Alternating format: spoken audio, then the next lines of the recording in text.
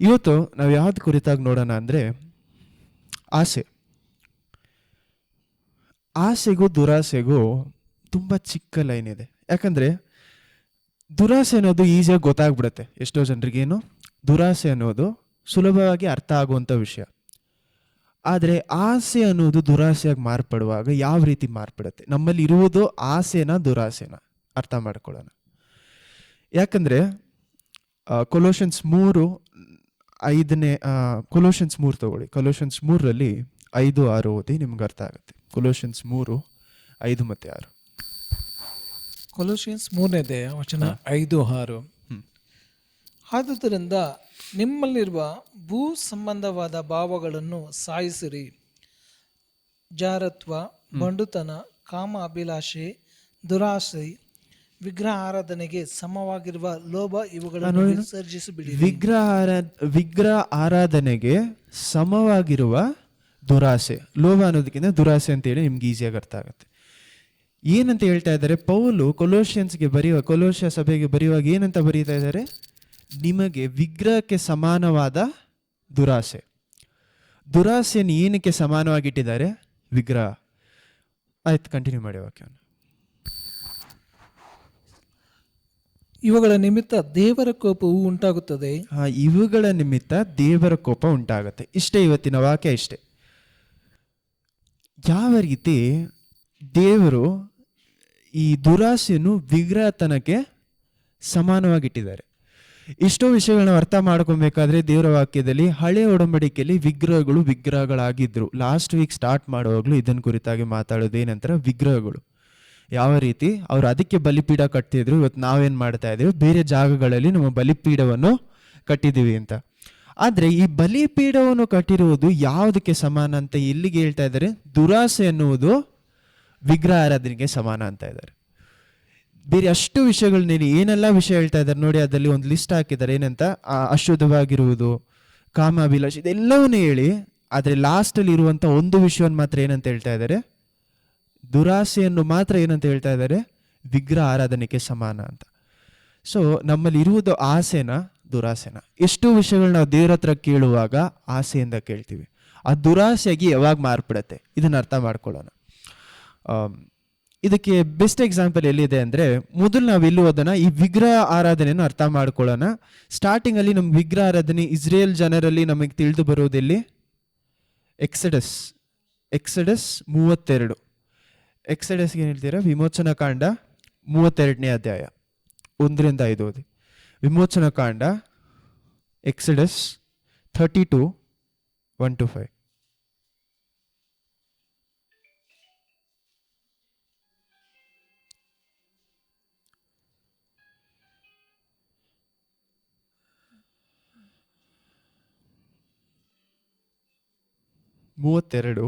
ವಿಮೋಚನಾ ಕಾಂಡ 32 1-5 1-6 ಅಷ್ಟಲ್ಲೇ ಮುಗಿಯುತ್ತೆ. ವಿಮೋಚನಾ ಕಾಂಡ 32ನೇ ವಚನ 1-6. ಮೋಶೆ ಬೆಟ್ಟದಿಂದ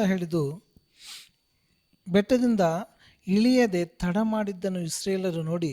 ಮೋಶೆ ಬೆಟ್ಟದಿಂದ ಇಳಿಯುವುದನ್ನು ತಡೆ ಮಾಡಿದ್ದನ್ನು ನೋಡಿ ಇಸ್ರೇಲರು ನೋಡಿ ಆರೋನನ ಬಳಿಗೆ ಕೂಡಿ ಬಂದು, ಏಳು, ನಮ್ಮ ಮುಂದುಗಡೆಯಲ್ಲಿ ಹೋಗುವುದಕ್ಕೆ ನಮಗೆ ದೇವರುಗಳನ್ನು ಮಾಡಿಕೊಡು.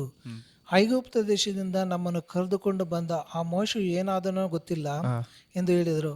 ಅದಕ್ಕೆ ಆರೋನನು, ನಿಮ್ಮ ಹೆಂಡರು ಗಂಡು ಮಕ್ಕಳು ಹೆಣ್ಣು ಮಕ್ಕಳು ಕಿವಿಗೆ ಹಾಕಿಕೊಂಡಿರುವ ಚಿನ್ನದ ಮುರುವುಗಳನ್ನು ನೀವು ಕಿತ್ತು ನನಗೆ ಒಪ್ಪಿಸಿರಿ ಎಂದು ಹೇಳಲಾಗಿ, ಜನರು ಎಲ್ಲರೂ ತಮ್ಮ ಕಿವಿಗಳಿದ್ದ ಚಿನ್ನದ ಮರುವುಗಳನ್ನು ಕಿತ್ತು ಆರೋನನ ಬಳಿಗೆ ತಂದುಕೊಟ್ಟರು.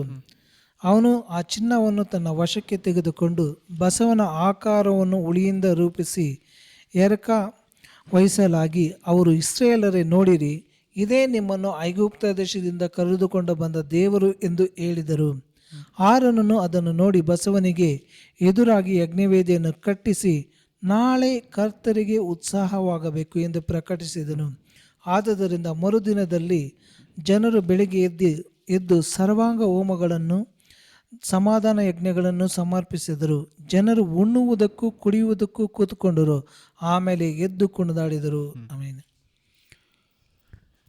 ದೇವರು ಎಕ್ಸೆಡಸ್ ವಿಮೋಚನಾ ಕಾಂಡ 23, 24, 22 ಅದೆಲ್ಲ ನೀವು ಓದಬೇಕಾದ್ರೆ ಅಲ್ಲಿ ಏನು ನಡೀತಾ ಇದೆ? ದೇವರು ತನ್ನ ಪ್ರಸನ್ನತೆನ ಎಲ್ಲಿ ತರ್ತಾ ಇದ್ದಾರೆ? ಸೀನಾಯಿ ಮಲೆ ಮೇಲೆ ತರ್ತಾ ಇದ್ದಾರೆ. ಸೀನಾಯಿ ಮಲೆ ಮೇಲೆ ದೇವರ ಪ್ರಸನ್ನತೆ ಇಳಿದು ಬರುವಾಗ ಈ ಜನರು ಏನು ಮಾಡ್ತಾರೆ? ಅದನ್ನು ಕಂಡು ಓಡಿ ಹೋಗ್ತಾರೆ. ಸರಿ, ಇದನ್ನು ಸಹ ಓದಿಸಿ. ಎಕ್ಸೆಡಸ್ ವಿಮೋಚನಾ ಕಾಂಡ 20ನೇ ಅಧ್ಯಾಯ, 19.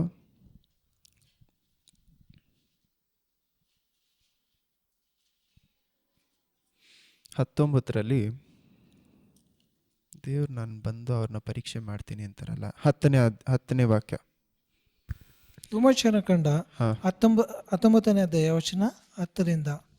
ಮೋಶೆ ಜನರ ಮಾತುಗಳನ್ನು ಕರ್ತರಿಗೆ ಅರಿಕೆ ಮಾಡಲಾಗಿ ಕರ್ತರು ಅವನಿಗೆ ಹೇಳಿದ್ದು ಏನೆಂದರೆ, ನೀನು ಜನರ ಬಳಿಗೆ ಹೋಗಿ ಇವತ್ತು ನಾಳೆ ಅವರನ್ನು ಪರಿಶುದ್ಧಗೊಳಿಸು. ಅವರು ತಮ್ಮ ಬಟ್ಟೆಗಳನ್ನು ಮಡಿ ಮಾಡಿಕೊಂಡು 3ನೇ ದಿನದಲ್ಲಿ ಸಿದ್ಧರಾಗಿರಬೇಕು. 3ನೇ ದಿನದಲ್ಲಿ ಕರ್ತರು ಸಮಸ್ತ ಜನರಿಗೂ ಪ್ರತ್ಯಕ್ಷವಾಗಿ ಸೀನಾಯಿ ಬೆಟ್ಟದ ಮೇಲಕ್ಕೆ ಇಳಿದು ಬರುವರು. ಜನರು ಹತ್ತಿರ ಬಾರದಂತೆ ನೀನು ಬೆಟ್ಟದ ಸುತ್ತಲೂ. ಇಲ್ಲೇನು ಹೇಳ್ತಾ ಇದ್ದಾರೆ? ದೇವರು ತನ್ನ ಜನರಿಗೆ ಏನಂತ ಹೇಳ್ತಾ ಇದ್ದಾರೆ? ನಾನು ಪ್ರತ್ಯಕ್ಷನಾಗ್ತೀನಿ, ಅಂದರೆ ನಾನು ಕಾಣಿಸಿಕೊಳ್ತೀನಿ ಅಂತ. ನಾವಿವತ್ತು ಬೇಡ್ಕೊಂಡ್ರು ನಮ್ಮ ಕಣ್ಣಿಗೆ ಏನಾಗಲ್ಲ. ದೇವರು ಸದ್ಯಕ್ಕೆ ನಮ್ಮ ಕಣ್ಣಿಗೆ ಏನು ಮಾಡ್ತಾ ಇಲ್ಲ, ದೇವರು ಕಾಣಿಸ್ಕೊಳ್ತಾ ಇಲ್ಲ. ಈ ಜನರು ಕೇಳದೇ ಇದ್ರೂ ಸಹ ದೇವರು ಏನಂತ ಹೇಳ್ತಾ ಇದ್ದಾರೆ? ಇವರ ಕಣ್ಣಿಗೆ ನಾನು ಕಾಣಿಸಿಕೊಳ್ತೀನಿ ಅಂತ. ಈ ಕಣ್ಣಿಗೆ ನಾನು ಕಾಣಿಸ್ಕೊಳ್ತೀನಿ ಅಂತ ಹೇಳಿದಾಗ ಇವ್ರೇನು ಹೇಳ್ತಾರೆ? ತನ್ನನ್ನು ತಾನು ಪರಿಶುದ್ಧ ಮಾಡಿಕೊಳ್ಳೋಕೆ ಹೇಳಿ ನಾನು ಇಳಿದು ಬರ್ತೀನಿ ಅಂತ. ಅದೇ ನೋಡಿವಾಗ 18, 17, 18, 19 ಹಂಗೆ ಓದಿ. 17, 18 ಅದೇ ಅಧ್ಯಾಯದಲ್ಲಿ ದೇವದರ್ಶನಕ್ಕಾಗಿ ಮೋಶೆ ಜನರನ್ನು ಪಾಳೆಯದ ಹೊರಕ್ಕೆ ಬರಮಾಡಲು ಅವರು ಬೆಟ್ಟದ ಬುಡದಲ್ಲಿ ನಿಂತುಕೊಂಡರು. ಕರ್ತರು ಬೆಂಕಿಯೊಳಗೆ ಸೀನಾಯಿ ಬೆಟ್ಟದ ಮೇಲಕ್ಕೆ ಇಳಿದು ಬಂದುದರಿಂದ ಆ ಬೆಟ್ಟಗಳ ಹೊಗೆಯಿಂದ ಆವರಿಸಿಕೊಂಡಿತ್ತು. ಆ ಹೊಗೆಯಂತೆ ಏರಿತು. ಅದಲ್ಲದೆ ಬೆಟ್ಟವೆಲ್ಲ ಬಹಳವಾಗಿ ಕಂಪಿಸಿತು. ತುತೂರಿಯ ಧ್ವನಿ ಹೆಚ್ಚಾಗುತ್ತಾ ಬಂದಾಗ ಮೋಶೆಯು ದೇವರ ಸಂಗಡ ಮಾತನಾಡಿದನು. ಆಗ ದೇವರು ಬಾಯಿ ಮಾತಿನಿಂದ ಉತ್ತರ ಕೊಟ್ಟರು. ಕರ್ತರು ಸೀನಾಯಿ ಬೆಟ್ಟದ ಶಿಖರಕ್ಕೆ ಇಳಿದು ಬಂದರು. ಅವರು ಬೆಟ್ಟದ ತುದಿಗೆ ಬಾ ಎಂದು ಮೋಶೆಯನ್ನು ಕರೆಯಲು ಅವನು ಬೆಟ್ಟವನ್ನು ಏರಿದನು.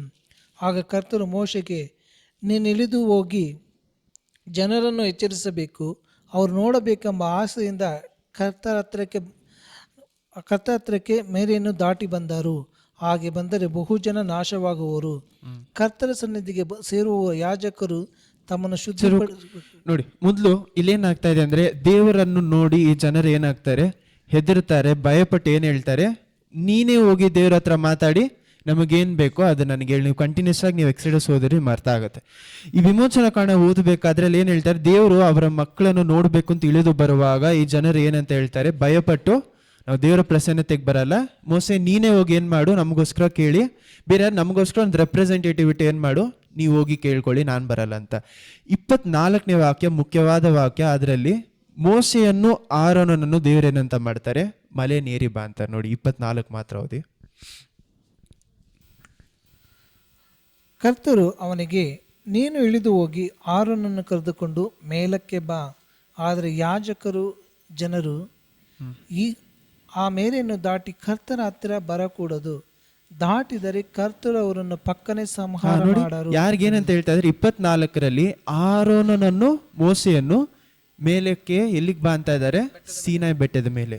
20ನೇ ಅಧ್ಯಾಯ 18ನೇ ವಾಕ್ಯ ಓದಿ. 20 ನೆಕ್ಸ್ಟ್ ಚಾಪ್ಟರ್ 20ನೇ ಅಧ್ಯಾಯ 20ನೇ ಅಧ್ಯಾಯ ವಚನ 18. ಆ ಗುಡುಗು ಮಿಂಚುಗಳನ್ನು ತುತುರಿಯ ಧ್ವನಿಯಾಗುತ್ತಿರುವುದನ್ನು ಬೆಟ್ಟದಿಂದ ಹೊರಗೆ ಹೊರಡುವುದನ್ನು ಜನರೆಲ್ಲರೂ ನೋಡಿ ನಡುಗುತ್ತಾ ದೂರದಲ್ಲಿ ನಿಂತುಕೊಂಡರು. ಅವರು ಮೋಶೆಗೆ, ನೀನೇ ನಮ್ಮ ಸಂಗಡ ಮಾತಾಡು, ನಾವು ಕೇಳುವವು. ದೇವರು ನಮ್ಮ ಸಂಗಡ ಮಾತಾಡಿದರೆ ನಾವು ಸತ್ಯವು ಎಂದು ಹೇಳಿದರು.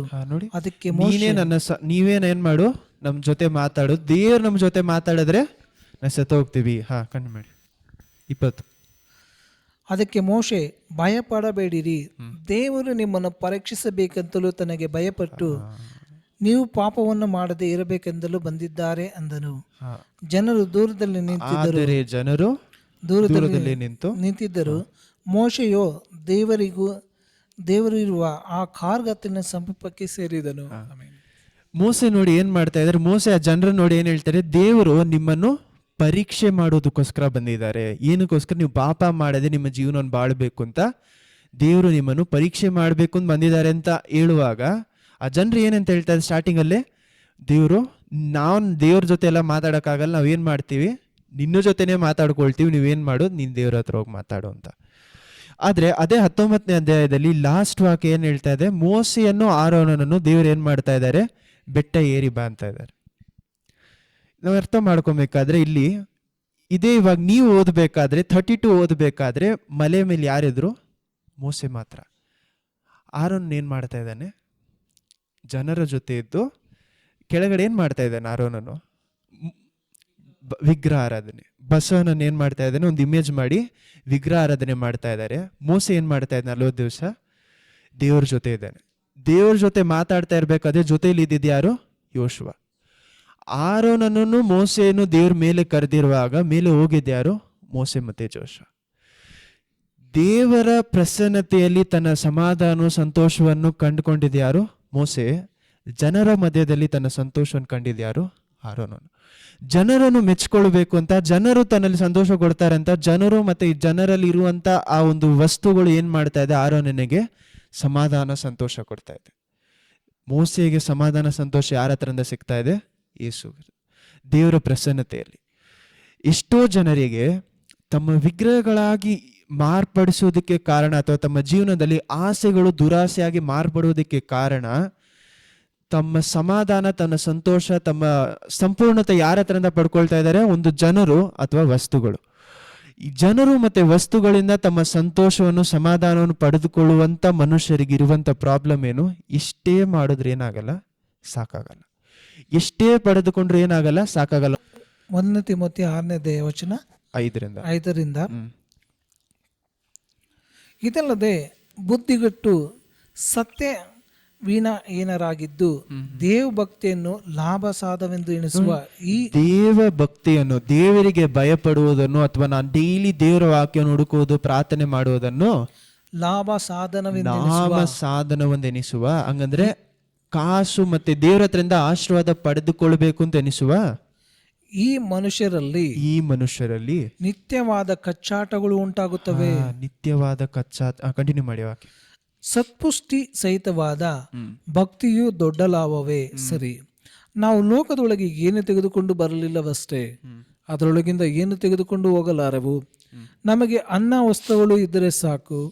ಐಶ್ವರ್ಯವಂತರು ಆಗಬೇಕೆಂದು ಮನಸ್ಸು ಮಾಡುವವರು ದುಷ್ಪ್ರೇರಣೆ ಎಂಬ ಉರುಳಿನಲ್ಲಿ ಸಿಕ್ಕಿಕೊಂಡು ಬುದ್ಧಿ ವಿರೋಧವಾಗಿ ಹಾನಿಕರವಾಗಿಯೂ ಇರುವ ಅನೇಕ ಆಶೆಗಳಲ್ಲಿ ಬೀಳುತ್ತಾರೆ. ಇಂಥ ಆಶೆಗಳು ಮನುಷ್ಯರನ್ನು ಸಂಹಾರ ನಾಶಗಳಲ್ಲಿ ಮುಳುಗಿಸುತ್ತವೆ. ಹಣದ ಆಸೆಯು ಸಕಲ ವಿಧವಾದ ಕೆಟ್ಟತನಕ್ಕೆ ಮೂಲವಾಗಿ ಇದೆ. ಕೆಲವರು ಅದಕ್ಕಾಗಿ ಆತುರಪಟ್ಟು ಅದರಿಂದ ಕ್ರಿಸ್ತ ನಂಬಿಕೆಯನ್ನು ಬಿಟ್ಟು ಅಲೆದಾಡಿ ಅನೇಕ ವೇದನೆಗಳಿಂದ ತಮ್ಮನ್ನು ತೀರಿಸಿಕೊಳ್ಳುತ್ತಾರೆ. ನೋಡಿ, ಒಂದು ನಿಮಿಷ ಇರಿ. 5 ಮತ್ತು 6 ತುಂಬಾ ಮುಖ್ಯವಾದ ವಾಕ್ಯ. ಇಲ್ಲೇನು ಹೇಳ್ತಾ ಇದ್ದಾರೆ? ಈ ಮನುಷ್ಯರು ಏನ್ ಮಾಡ್ತಾ ಇದಾರಂತೆ, ತಮ್ಮ ದೈವ ಭಕ್ತಿಯನ್ನು ಏನಕ್ಕೋಸ್ಕರ ಯೂಸ್ ಮಾಡ್ತಾ ಇದಾರಂತೆ? ದೇವ್ರ ಹತ್ರದಿಂದ ಆಶೀರ್ವಾದ ಪಡ್ಕೊಳ್ಳೋಕೆ. ಇಷ್ಟು ಆಶೀರ್ವಾದ ಪಡ್ಕೊಳ್ಳೋಕೆ ಏನಂತ ಇದ್ದಾರೆ? ದೇವರೇ, ನಾನಿಷ್ಟು ಪರಿಶುದ್ಧವಾಗಿದ್ದೀನಿ ಅಂತ, ದೇವರೇ ಇದೆಲ್ಲ ಮಾಡ್ತಾ ಇದ್ದೀನಿ, ನನಗೆ ಇದನ್ನು ಸಹ ನೀವು ಮಾಡಲ್ವಾ, ಕೊಡಲ್ವಾ? ತಮ್ಮ ದೈವ ಭಕ್ತಿಯನ್ನು ಏನೋ ಒಂದು ವಿಷಯಕ್ಕೋಸ್ಕರ ಏನ್ ಮಾಡ್ತಾ ಇದ್ದಾರೆ? ಉಪಯೋಗಿಸ್ತಾ ಇದ್ದಾರೆ. ನನ್ನ ದೈವ ಭಕ್ತಿ ದೇವರ ಪ್ರಸನ್ನತೆಯಲ್ಲಿ ನಾನು ಇರಬೇಕು ಅಂತಿದ್ಯಾ, ಅಥವಾ ದೇವ್ರ ಹತ್ರ ಏನೋ ಪಡ್ಕೊಬೇಕು ಅಂತಿದ್ಯಾ? ಯಾಕಂದ್ರೆ ನನ್ನ ದೇವರಿಗೋಸ್ಕರ ನಾನು ಪ್ರಾರ್ಥನೆ ಮಾಡೋದಾಗ್ಲಿ, ನಾನು ದೇವರ ಜೊತೆ ಮಾತನಾಡೋದಾಗ್ಲಿ, ಯಾವಾಗ ಒಂದು ವಿಷಯ ನನಗೆ ಸಿಗದೇ ಇರುವಾಗ ಅದು ಯಾವಾಗ ನನಗೆ ಕಡಿಮೆ ಆಗ್ತಾ ಇದೆಯೋ, ಅಲ್ಲಿ ಏನು ತೋರಿಸ್ತಾ ಇದೆ? ನನ್ನ ದೈವ ಭಕ್ತಿ ದೇವ್ರ ಹತ್ರದಿಂದ ಏನು ಪಡ್ಕೊಳ್ಳೋಕ್ಕೋಸ್ಕರ ಮಾತ್ರ ಇದೆ ಅಂತ. ದೇವರು ನಾನು ಕೇಳುವಂಥ ಒಂದು ವಿಷಯ ನನಗೆ ಕೊಡದೇ ಇರುವಾಗ, ಅಥವಾ ನಾವು ದೇವ್ರ ಹತ್ರ ಪ್ರಾರ್ಥಿಸಿ ಆ ವಿಷಯ ನಮಗೆ ಸಿಗದೇ ಇರುವಾಗ, ನನ್ನ ದೇವರ ಮೇಲೆ ಇರುವಂಥ ಭಕ್ತಿ ಕಡಿಮೆ ಆಗ್ತಾ, ಅಂದರೆ ನನ್ನ ದೇವರ ಮೇಲೆ ಇರುವಂಥ ಆಸೆ, ದೇವರನ್ನು ಹುಡುಕೋದು ಕಡಿಮೆ ಆಗ್ತಾ ಇದೆ ಅಂದರೆ ಅಲ್ಲಿ ಏನು ತೋರಿಸ್ತಾ ಇದೆ? ನಾನು ದೇವ್ರನ್ನ ಹುಡುಕ್ತಾ ಇರುವುದು ಅವರಿಗೋಸ್ಕರ ಅಲ್ಲ, ನನಗೇನು ಸಿಗುತ್ತೋ ಅದಕ್ಕೋಸ್ಕರ. ನನ್ನ ಜೀವನದಲ್ಲಿ ಒಳ್ಳೇದು ನಡಿಬೇಕು. ನಾವು ಹೇಳ್ಬೋದು, ಬಾಯಲ್ಲಿ ಹೇಳ್ಬೋದು ಏನಂತ, ಇದಕ್ಕೋಸ್ಕರ ನಾನು ಮಾಡಿಲ್ಲ. ಆದರೆ ನನ್ನ ನಡವಳಿಕೆ ಏನು ತೋರಿಸ್ತಾ ಇದೆ ಅಲ್ಲಿ? ನಾ ಆಂಡವரை தேடுறது எதுக்காக? அவர் எனக்கு என்ன ஆசீர்வாதம் கொடுப்பாரோ அதுக்காக மட்டும்தான் ஆண்டவரை தேடுறேன். அந்த ஆசீர்வாதம் எனக்கு கிடைக்காம போச்சுன்னா என்ன பண்ண மாட்டேன். ஆசீர்வாதம் ಸಿಗದೆ ಹೋದ್ರೆ ನಾನು ಏನು ಮಾಡ್ತೀನಿ? ದೇವರನ್ನು ಹುಡುಕಲ್ಲ. ಯಾವಾಗ ನನ್ನ ಪ್ರಾರ್ಥನೆ ಆನ್ಸರ್ ಆಗದೇ ಇದೆಯೋ ಅವಾಗ ನಾನು ದೇವ್ರನ್ನ ಹುಡ್ಕೋದು ಬಿಟ್ಬಿಟ್ರೆ ಅಲ್ಲಿ ಏನು ತೋರಿಸ್ತಾ ಇದೆ? ದುರಾಸೆ. ಆಸೆ ಅಲ್ಲ, ದುರಾಸೆ. ನನ್ನ ಆಸೆಯಿಂದ ದೇವ್ರ ಹತ್ರ ಪ್ರಾರ್ಥನೆ ಮಾಡಿದರೆ ದೇವ್ರು ಏನು ಮಾಡ್ತಾ ಇರ್ತಾರೆ? ಅದನ್ನು ನನಗೆ ಆನ್ಸರ್ ಕೊಡ್ತಾರೆ. ಆದರೆ ನನ್ನ ಆಸೆ ದೇವರ ಮೇಲೆ ನಾನು ಇಟ್ಟಿರುವಂಥ ಆಸೆಗಿಂತ ಯಾವಾಗ ಹೆಚ್ಚಾಗ್ತದೆ? ಅದೇನಾಯ್ತು? ದುರಾಸೆ. ಆಸೆಗೂ ದುರಾಸೆಗೂ ಸಿಂಪಲ್ ಡೆಫಿನೇಷನು, ದೇವರನ್ನು ನಾನು ಏನಕ್ಕೋಸ್ಕರ ಹುಡುಕ್ತಾ ಇದ್ದೀನಿ. ಮೋಸೆ ದೇವರನ್ನು ಏನಕ್ಕೋಸ್ಕರ ಹುಡುಕ್ದ? ಅವರ ಪ್ರಸನ್ನತೆಗೋಸ್ಕರ. ಆರೋನನ್ನು ದೇವರು ಏನಕ್ಕೋಸ್ಕರ ಹುಡುಕ್ತಾ ಇದ್ದಾನೆ? ದೇವರ ಪ್ರಸನ್ನತೆಯನ್ನು ಬಿಟ್ಟು ಏನು ಮಾಡ್ತಾ ಇದ್ದಾನೆ? ಯಾರ ಜೊತೆ ಇದ್ದಾನೆ? ಜನರ ಜೊತೆ. ಆ ಜನರು ಅವ್ನು ಏನು ಮಾಡಿಸ್ತಾ ಇದ್ದಾರೆ? ಪಾಪದಲ್ಲಿ ತಳಿಸ್ತಾರೆ. ಆದರೆ ಮೋಸೆ ಏನು ಮಾಡ್ತಾ ಇದ್ದಾರೆ? ದೇವರ ಪ್ರಸನ್ನತೆ ಹುಡುಕ ಹೋಗ್ತಾ ಇದ್ದಾರೆ. ಲೋಯ, ಈ ದೇವರ ಪ್ರಸನ್ನತೆಯನ್ನು ಹುಡುಕಿ ಹೋಗುವಂಥ ಮೋಸೆ ಏನು ಮಾಡ್ತಾ ಇದ್ದಾರೆ? ಅಲ್ಲಿ 40 ದಿವಸ ಏನು ಮಾಡ್ತಾ ಇದ್ದಾರೆ? ದೇವರ ಪ್ರಸನ್ನತೆಯಲ್ಲಿದ್ದಾರೆ, ಮಾತಾಡ್ತಾ ಇದ್ದಾರೆ ದೇವರ ಜೊತೆ. ಆರೋನನ್ನು ಸಹ ದೇವರು ಏನು ಮಾಡ್ತಾ ಇದ್ದಾರೆ? ಮೇಲೆ ಕರೆದ್ರೂ ಸಹ ಅವನು ಎಲ್ಲಿದ್ದಾನೆ? ಆ ಜನರ ಜೊತೆ ಇದ್ದಾರೆ. ಆ ಜನರು ಸಹ ಅಲ್ಲಿರುವಂಥ ವಿಷಯ ಏನು ಮಾಡ್ತಾ ಇದ್ದಾರೆ? ಸೌಂಡ್ ಸ್ವಲ್ಪ ಜಾಸ್ತಿ ಕೇಳಿಸ್ತಾರೆ. Hello check. ಆ ಜನರು ಸಹ ಏನು ಮಾಡ್ತಾರೆ? ಅಲ್ಲಿ ಒಂದು ವಿಗ್ರಹ ಕಟ್ತಾ ಇದ್ದಾರೆ. ಆ ವಿಗ್ರಹವನ್ನು ಕಟ್ಟುವಾಗ ಆ ವಿಗ್ರಹ ನಾವೇನು ಅನ್ಕೊಳ್ತೀವಿ? ಎಷ್ಟೋ ಜನರು ನೀವು ಓದುವಾಗ ನೀವು ನೋಟಿಸ್ ಮಾಡಿದ್ರ ಇಲ್ವಾ ಗೊತ್ತಿಲ್ಲ, 32 ವಿಮೋಚನಾ ಕಾಂಡ 32 ನೋಟಿಸ್ ಮಾಡಿದ್ರ ಇಲ್ವಾ ಗೊತ್ತಿಲ್ಲ, ನಮ್ಮನ್ನು ಈಜಿಪ್ತಿನಿಂದ ಹೊರತಂದ ಮೋಸೆ ಸಹ ಏನಾದ್ನೋ ನಮಗೆ ಗೊತ್ತಿಲ್ಲ. ನೆಕ್ಸ್ಟ್ ಏನು ಹೇಳ್ತಾ ಇದ್ದಾರೆ? ನಮ್ಮನ್ನು ಒಂದು ದೇವರು ಏನಕ್ಕೋಸ್ಕರ ಬೇಕು? ನಮ್ಮನ್ನು ಈಜಿಪ್ಟಿನಿಂದ ಆಚೆ ಕರ್ಕೊಂಡು ಬಂದಂಥ ದೇವರು ನಮಗೇನು ಬೇಕು? ಒಂದು ವಿಗ್ರಹ ಆಗಬೇಕು. ನಾವು ತಪ್ಪಾಗಿ ಅರ್ಥ ಮಾಡ್ಕೊಳ್ಳಿ, ಏನಂದರೆ ಬೇರೆ ಯಾವುದೋ ದೇವರನ್ನು ಅವ್ರು ಏನು ಮಾಡಿದ್ರು? ಪಾಲನೆ ಮಾಡೋದು. ಬೇರೆ ಯಾರೋ ದೇವರನ್ನ ಏನು ಮಾಡಿದ್ರು? ವರ್ಷಿಪ್ ಮಾಡಿದ್ರು, ಆರಾಧನೆ ಮಾಡಿದ್ರು ಅಂತ ಅಂದ್ಕೊಳ್ತೀವಿ. ಆದರೆ ಅವರು ನಮ್ಮ ದೇವರನ್ನೇ. ಅಲ್ಲಿರುವಂಥದ್ದು ನೀವು ಹೀಬ್ರೂ ಟ್ರಾನ್ಸ್ಲೇಷನಲ್ಲಿ ಓದಬೇಕಾದ್ರೆ ಎಲೋಹಿಮ್ ಅಂತಾರೆ. ಎಲೋಹಿಮ್ ಅನ್ನೋದು ದೇವರು ಅನ್ನೋದಕ್ಕೆ ಒಂದು ಪದ. ಫುಲ್ ಬೈಬಲಲ್ಲಿ ಎಲೋಹಿಮ್ ಅನ್ನುವಂಥ ಪದವನ್ನು ಎಷ್ಟೋ ಜಾಗಗಳು ಯೂಸ್ ಮಾಡಿರ್ತಾರೆ. ಕೆಲವು ಜಾಗಗಳಲ್ಲಿ ವಿಗ್ರಹಗಳನ್ನು ಹೇಳೋದಕ್ಕೆ ಎಲೋಹಿಮ್ ಅಂತ ಹೇಳ್ತಾರೆ, ಕೆಲವು ಜಾಗಗಳಲ್ಲಿ ದೇವರನ್ನು ಕರೆಯುವಾಗ ಎಲೋಹಿಮ್ ಅಂತಾರೆ. ಆ ಜನರು ಆ ಒಂದು ಬಸವನ ವಿಗ್ರಹವನ್ನು ನೋಡಿ ಯಾವೆ ಅಂತಾರೆ, ಬೇರೆ ದೇವರು ಅಂತ ಹೇಳ್ತಾ ಇಲ್ಲ. ಯಾರು? ನಮ್ಮ ದೇವರನ್ನೇ, ನಾವು ಆರಾಧನೆ ಮಾಡುವಂಥ ದೇವರನ್ನೇ ಏನಂತ ಕರೀತಾ ಇದ್ದಾರೆ? ಆ ವಿಗ್ರಹವಾಗಿ ಕರೀತಾ ಇದ್ದಾರೆ. ಅವ್ರಿಗೇನು ಬೇಕಾಗಿತ್ತು? ನಮ್ಮ ಕಣ್ಣಿಗೆ ಕಾಣಿಸಿದಂಥ ದೇವರಲ್ಲ, ನನ್ನ ಕಣ್ಣಿಗೆ ಕಾಣುವಂಥ ದೇವರು. ಅಂದರೆ ನಾನು ದೇವರ ಕಂಟ್ರೋಲಲ್ಲಿ ಇರೋದಲ್ಲ, ದೇವರು ನನ್ನ ಕಂಟ್ರೋಲಲ್ಲಿದ್ದಾರೆ. ಅಂಥ ದೇವ್ರಿಗೆ ಏನಾಗಿತ್ತು? ಬೇಕಾಗಿತ್ತು ನನ್ನ ಕಣ್ಣಿಗೆ ಕಾಣಿಸುವಂಥ ಒಂದು ವಸ್ತು ಏನಾಗಿರಬೇಕು? ದೇವರಾಗಿರಬೇಕು. ನನ್ನ ಇಷ್ಟಕ್ಕೆ ಬಂದಿದ್ದೆಲ್ಲ ಮಾಡುವಂಥ ದೇವರಾಗಿ ಏನಿರಬೇಕು? ಆ ವಿಗ್ರಹವಾಗಿರಬೇಕು. ಇವತ್ತು ನಿಮ್ಮ ಜೀವನದಲ್ಲಿ ಯೇಸು ಕ್ರಿಸ್ತು ನಿಮ್ಮ ಇಷ್ಟಕ್ಕೆ ಬಂದಂಗೆ ಆಡ್ತಾ ಇದ್ದಾರಾ, ಅಥವಾ ಅವರ ಇಷ್ಟಕ್ಕೆ ಬಂದಾಗೆ ನಾವು ನಡೀತಾ ಇದ್ದೀವ? ಪ್ರಶ್ನೆ ಮಾಡಿ ಕೇಳಿ ನೋಡಿ. ದೇವರು ಆ ವಿಗ್ರಹ ಅಂದರೆ ಆ ವಿಗ್ರಹ ಏನು ಮಾಡ್ತು? ಇವ್ರೇನೆಲ್ಲ ಕೇಳಿದ್ರೆ ಆ ವಿಗ್ರಹ ಏನು ಮಾಡ್ತು? ಕೊಡ್ತು. ನೀವು 6ನೇ ವಾಕ್ಯ ಓದಿ, ತುಂಬ ಮುಖ್ಯವಾದ. ಎಕ್ಸಡಸ್ 32 6th verse, 6ನೇ ವಾಕ್ಯ. 32 6ನೇ ವಾಕ್ಯ, ವಿಮೋಚನೆ ಕಾಂಡ 32 6. ವಿಮೋಚನಾ ಕಾಂಡ 32:6. ಆದುದರಿಂದ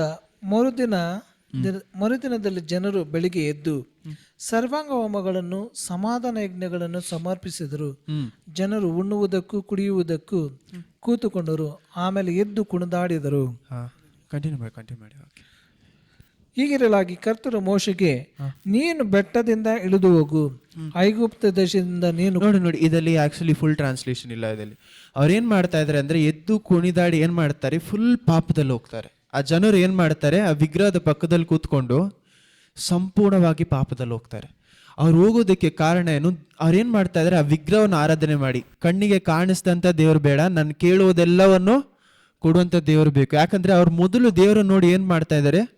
ಭಯಪಡ್ತಾರೆ. ದೇವರನ್ನು ನೋಡಿ ಭಯಪಟ್ಟಿದ್ದ ಕಾರಣದಿಂದ ಅವ್ರು ಏನು ಮಾಡ್ತಾ ಇದ್ದಾರೆ? ಅಲ್ಲಿರುವಂಥ ದೇವರನ್ನು ತಮ್ಮ ಕಣ್ಣಿಗೆ ಕಾಣಿಸುವಂಥ ಒಂದು ವಿಷಯವಾಗಿ ಏನು ಮಾಡ್ತಾರೆ? ಮಾರ್ಪಡಿಸ್ತಾರೆ. ತಮ್ಮ ಕಣ್ಣಿಗೆ ಕಾಣಿಸುವಂಥ ದೇವರಾಗಿದ್ದರೆ ಅವ್ರು ಏನು ಕೇಳಿದ್ರೆ ಏನು ಮಾಡುತ್ತೆ? ಕೊಡುತ್ತೆ. ಆ ಕಾರಣದಿಂದ ಅವ್ರು ಏನು ಮಾಡ್ತಾ ಇದ್ದಾರೆ? ಅದನ್ನು ಆ ರೀತಿ ವಿಗ್ರಹವಾಗಿ ಮಾರ್ಪಡಿಸ್ತಾರೆ. ವಿಗ್ರಹವಾಗಿ ಮಾರ್ಪಡಿಸಿದ ಮೇಲೆ ಆ ಒಂದು ವಿಗ್ರಹ ಅವ್ರನ್ನ ಎಲ್ಲಿ ತಳ್ತಾ ಇದೆ? ಅವ್ರು ಕೇಳಿದೆಲ್ಲವನ್ನು ಕೊಡುತ್ತೆ. ಏನು ಮಾಡುತ್ತೆ? ಕೇಳಿದೆಲ್ಲವನ್ನು ಕೊಡುತ್ತೆ ಅನ್ನುವಂಥ ರೀತಿಯಲ್ಲಿ ಅವರು ಕುಣಿದು ಆಡಿ ಎಲ್ಲ ಮಾಡಿ ಏನು ಮಾಡ್ತಾರೆ? ಪಾಪದಲ್ಲಿ ಬೀಳ್ತಾರೆ. ಈ ಜನರಿಗೆ ಏನು ಬೇಕಾಗಿತ್ತು? ದೇವರು ಬೇಕಾಗಿಲ್ಲ, ದೇವರ ರೂಪದಲ್ಲಿ ಒಂದು ವಿಷಯ. ದೇವರ ರೂಪದಲ್ಲಿ ಏನು? ನಾನು ಕೇಳೋದೆಲ್ಲ ನನಗೆ ಕೊಟ್ಬಿಟ್ರೆ ಅದು ನನ್ನ ದೇವರು, ಒಳ್ಳೆ ದೇವರು. ನಾನು ಕೇಳೋದು ನನ್ನ ಕೊಟ್ಟಿಲ್ಲ ಅಂದರೆ ಅದು ದೇವರಲ್ಲ ನಮಗೆ. ಯಾಕಂದರೆ ಕಣ್ಣಿಗೆ ಕಾಣದ ಇಷ್ಟೋ ಯೋಚನೆ ಮಾಡಿರುವಂಥ ಆ ದೇವರಿಗೆ ನಮಗೇನು ಗೊತ್ತಾಗ್ತಾ, ನಮಗೇನು ಅರ್ಥ ಆಗ್ತಾ ಇಲ್ಲ, ಓ ಅಷ್ಟು ಮಹಿಮೆಯಾದ ದೇವ್ರು ನನಗೆ ಬೇಡ, ನಾನು ಕಂಟ್ರೋಲ್ ಮಾಡುವಂಥ ದೇವ್ರು ನಮಗೆ ಬೇಕು. ನೀವು ಕೊಲೋಷನ್ಸ್ 3:5-6ನೇ ವಾಕ್ಯ ಓದಬೇಕಾದ್ರೆ 6ನೇ ವಾಕ್ಯದಲ್ಲಿ ಏನು ಹೇಳ್ತಾರೆ, 5ನೇ ವಾಕ್ಯದಲ್ಲಿ ಏನು ಹೇಳ್ತಾರೆ, ಹಂಗೆ ನೀವು ಮೈಂಡಲ್ಲಿ ಯೋಚನೆ ಮಾಡಿ ನೋಡಿ. 5ನೇ ವಾಕ್ಯದಲ್ಲಿ ಏನು ಹೇಳ್ತಾ ಇದ್ದಾರೆ, ದುರಾಸೆ ಅನ್ನುವುದು ವಿಗ್ರಹ ಆರಾಧನೆ. ಇಂಥ ಮನುಷ್ಯರನ್ನು 6ನೇ ವಾಕ್ಯದಲ್ಲಿ ಅವರು ಏನು ಹೇಳ್ತಾ ಇದ್ದಾರೆ, ಪೌಲ್ ಏನಂತ ಹೇಳ್ತಾರೆ, ಇಂಥ ಮನುಷ್ಯರನ್ನು ತಮ್ಮ ಆಶೆಗಳಿಗೆ ದೇವ್ರು ಏನು ಮಾಡ್ತಾರೆ ಅಂತ ಬಿಟ್ಬಿಡ್ತಾರೆ, ಪನಿಷ್ಮೆಂಟ್ ಅಂತಾರೆ. 6ನೇ ವಾಕ್ಯ ಓದಿ. ಕೊಲೋಷಿಯನ್ಸ್ 3:6.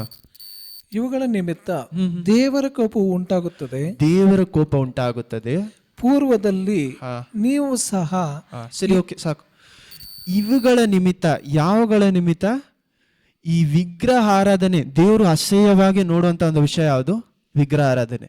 ಈ ವಿಗ್ರಹ ಆರಾಧನೆಯನ್ನು ದೇವರು ನೋಡಿದಾಗ 6ನೇ ವಾಕ್ಯದಲ್ಲಿ ಏನಂತ ಹೇಳ್ತಾ ಇದ್ದಾರೆ, ಅದನ್ನು ದೇವರ ಕೋಪ ಏನಾಗತ್ತಂತೆ ಹಂಗಂದ್ರೆ ದೇವರ ನ್ಯಾಯ ತೀರ್ಪು ಏನಾಗತ್ತಂತೆ ಉಂಟಾಗತ್ತಂತೆ. ನಾವು ದೇವರ ಹತ್ರ ಒಂದು ವಿಷಯವನ್ನು ತಿರುಗಿ ತಿರುಗಿ ತಿರುಗಿ ಕೇಳ್ತಾನೇ ಇರುವಾಗ ದೇವ್ರು ಏನು ಮಾಡ್ತಾರೆ, ಒಂದು ವಿಷಯ ಕೇಳ್ತಾ ಇದ್ದೇವೆ, ವಿಶ್ವಾಸದಿಂದ ಕೇಳ್ತಾ, ಒಳ್ಳೆ ವಿಷಯನೇ ಇಟ್ಕೊಳ್ಳಿ. ನಾವು ತಿರುಗಿ ತಿರುಗಿ ತಿರುಗಿ ಕೇಳುವಾಗ ದೇವ್ರು ಏನು ಮಾಡ್ತಾರೆ, ಆ ವಿಷಯವನ್ನು ಕೊಡ್ತಾರೆ. ಆ ವಿಷಯವನ್ನು ಕೊಟ್ಟಿದ ಮೇಲೆ ಅದರ ಜೊತೆಯಲ್ಲಿ ಏನು ಕೊಡ್ತಾರೆ, ದೇವರ ಸಮಯಕ್ಕೆ ನಾವು ಕಾದಿಲ್ಲದೆ ಇರುವಾಗ ದೇವ್ರು ಏನು ಮಾಡ್ತಾರೆ, ವಿಷಯವನ್ನು ಕೊಡ್ತಾರೆ. ಆ ಜೊತೆಯಲ್ಲಿ ಏನು ಕೊಡ್ತಾರೆ, ಅದರ ವಿಳೆವು ಅಂತಾರಲ್ಲ, ಏನು ಹೇಳ್ತಾರೆ, ಅದರ ಬೆಲೆನೂ ಸಹ ಏನು ಮಾಡ್ತಾ ಇದ್ದಾರೆ, ದೇವ್ರು ಕೊಡ್ತಾರೆ. ಇದಕ್ಕೆ ಬೆಸ್ಟ್ ಎಕ್ಸಾಂಪಲ್ ಏನಂದರೆ, ಆ ಜನರು ಏನು ಹೇಳ್ತಾರೆ, ನಾವು ಅಲ್ಲಿ ಈಜಿಪ್ಟಲ್ಲಿ ಇರುವಾಗ ಏನು ಬೇಕೋ ಅದನ್ನು ತಿನ್ಬೋದಾಗಿತ್ತು, ಇಲ್ಲಿ ಬಂದು ನಮ್ಗೆ ಏನು ಮಾಡ್ತಾ ಇದೆಯಾ, ಬರೀ ಬ್ರೆಡ್, ಬರೀ ಏನು ಕೊಡ್ತಾ ಇದೆಯಾ, ಮನ್ನಾ. ಯೋಚನೆ ಮಾಡಿ ನೋಡಿ, ನೀವು ಡೈಲಿ ಬೆಳಗ್ಗೆ ಎದ್ದೋಳಿದ್ರೆ ಬ್ರೆಡ್ ತಿನ್ನಬೇಕು, ಮಲ್ಕೊಂಡ್ರೆ ಬ್ರೆಡ್ ತಿನ್ನಬೇಕು. ಒಂದೇ ವಿಷಯವನ್ನು ತಿರುಗಿ ತಿರುಗಿ ತಿಂದರೆ ಏನಾಗತ್ತೆ, ಬೇಜಾರಾಗತ್ತೆ. ಆ ಜನರು ಬೇಜಾರು ಪಟ್ಟಿದ್ದಲ್ಲಿ ಒಳ್ಳೇದಿದೆಯಾ ಕೆಟ್ಟದಿದೆಯಾ ಅರ್ಥ ಆಗತ್ತೆ ನಮ್ಗೆ. ಅವ್ರು ಬೇಜಾರು ಪಟ್ಟಿದ್ದು ನ್ಯಾಯ.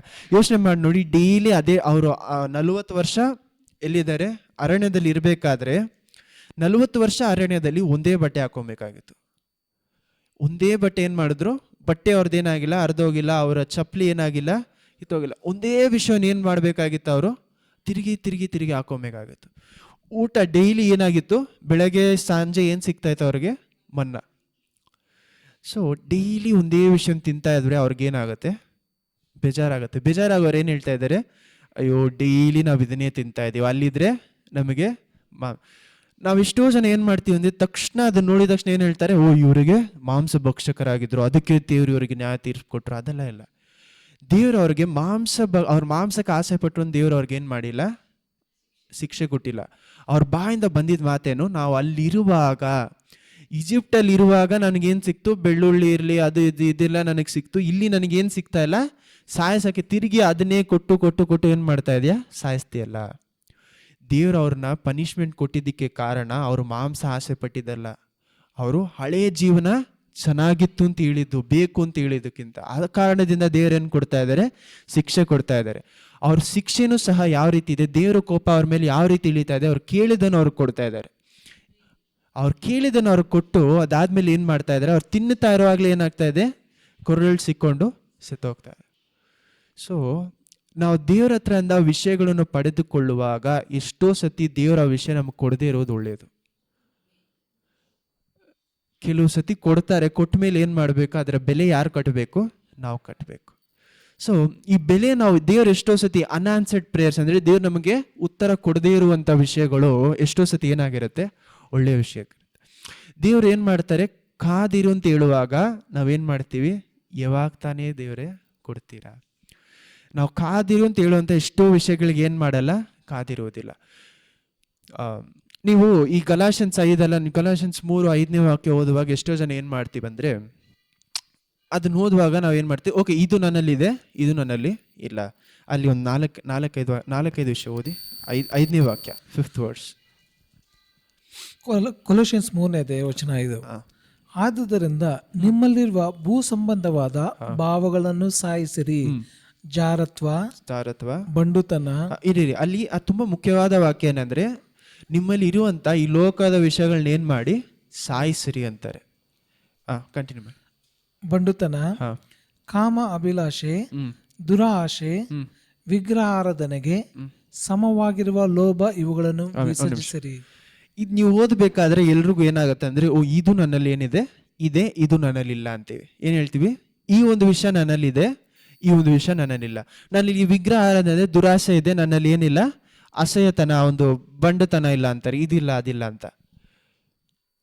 ದೇವರು ನಿಮಗೊಂದು ವಾಗ್ದಾನ ಕೊಡುವವರೆಗೂ ನಿಮ್ಮಲ್ಲಿರುವಂಥ ಗುಣ ನಿಮ್ಗೆ ಅರ್ಥ ಆಗಲ್ಲ.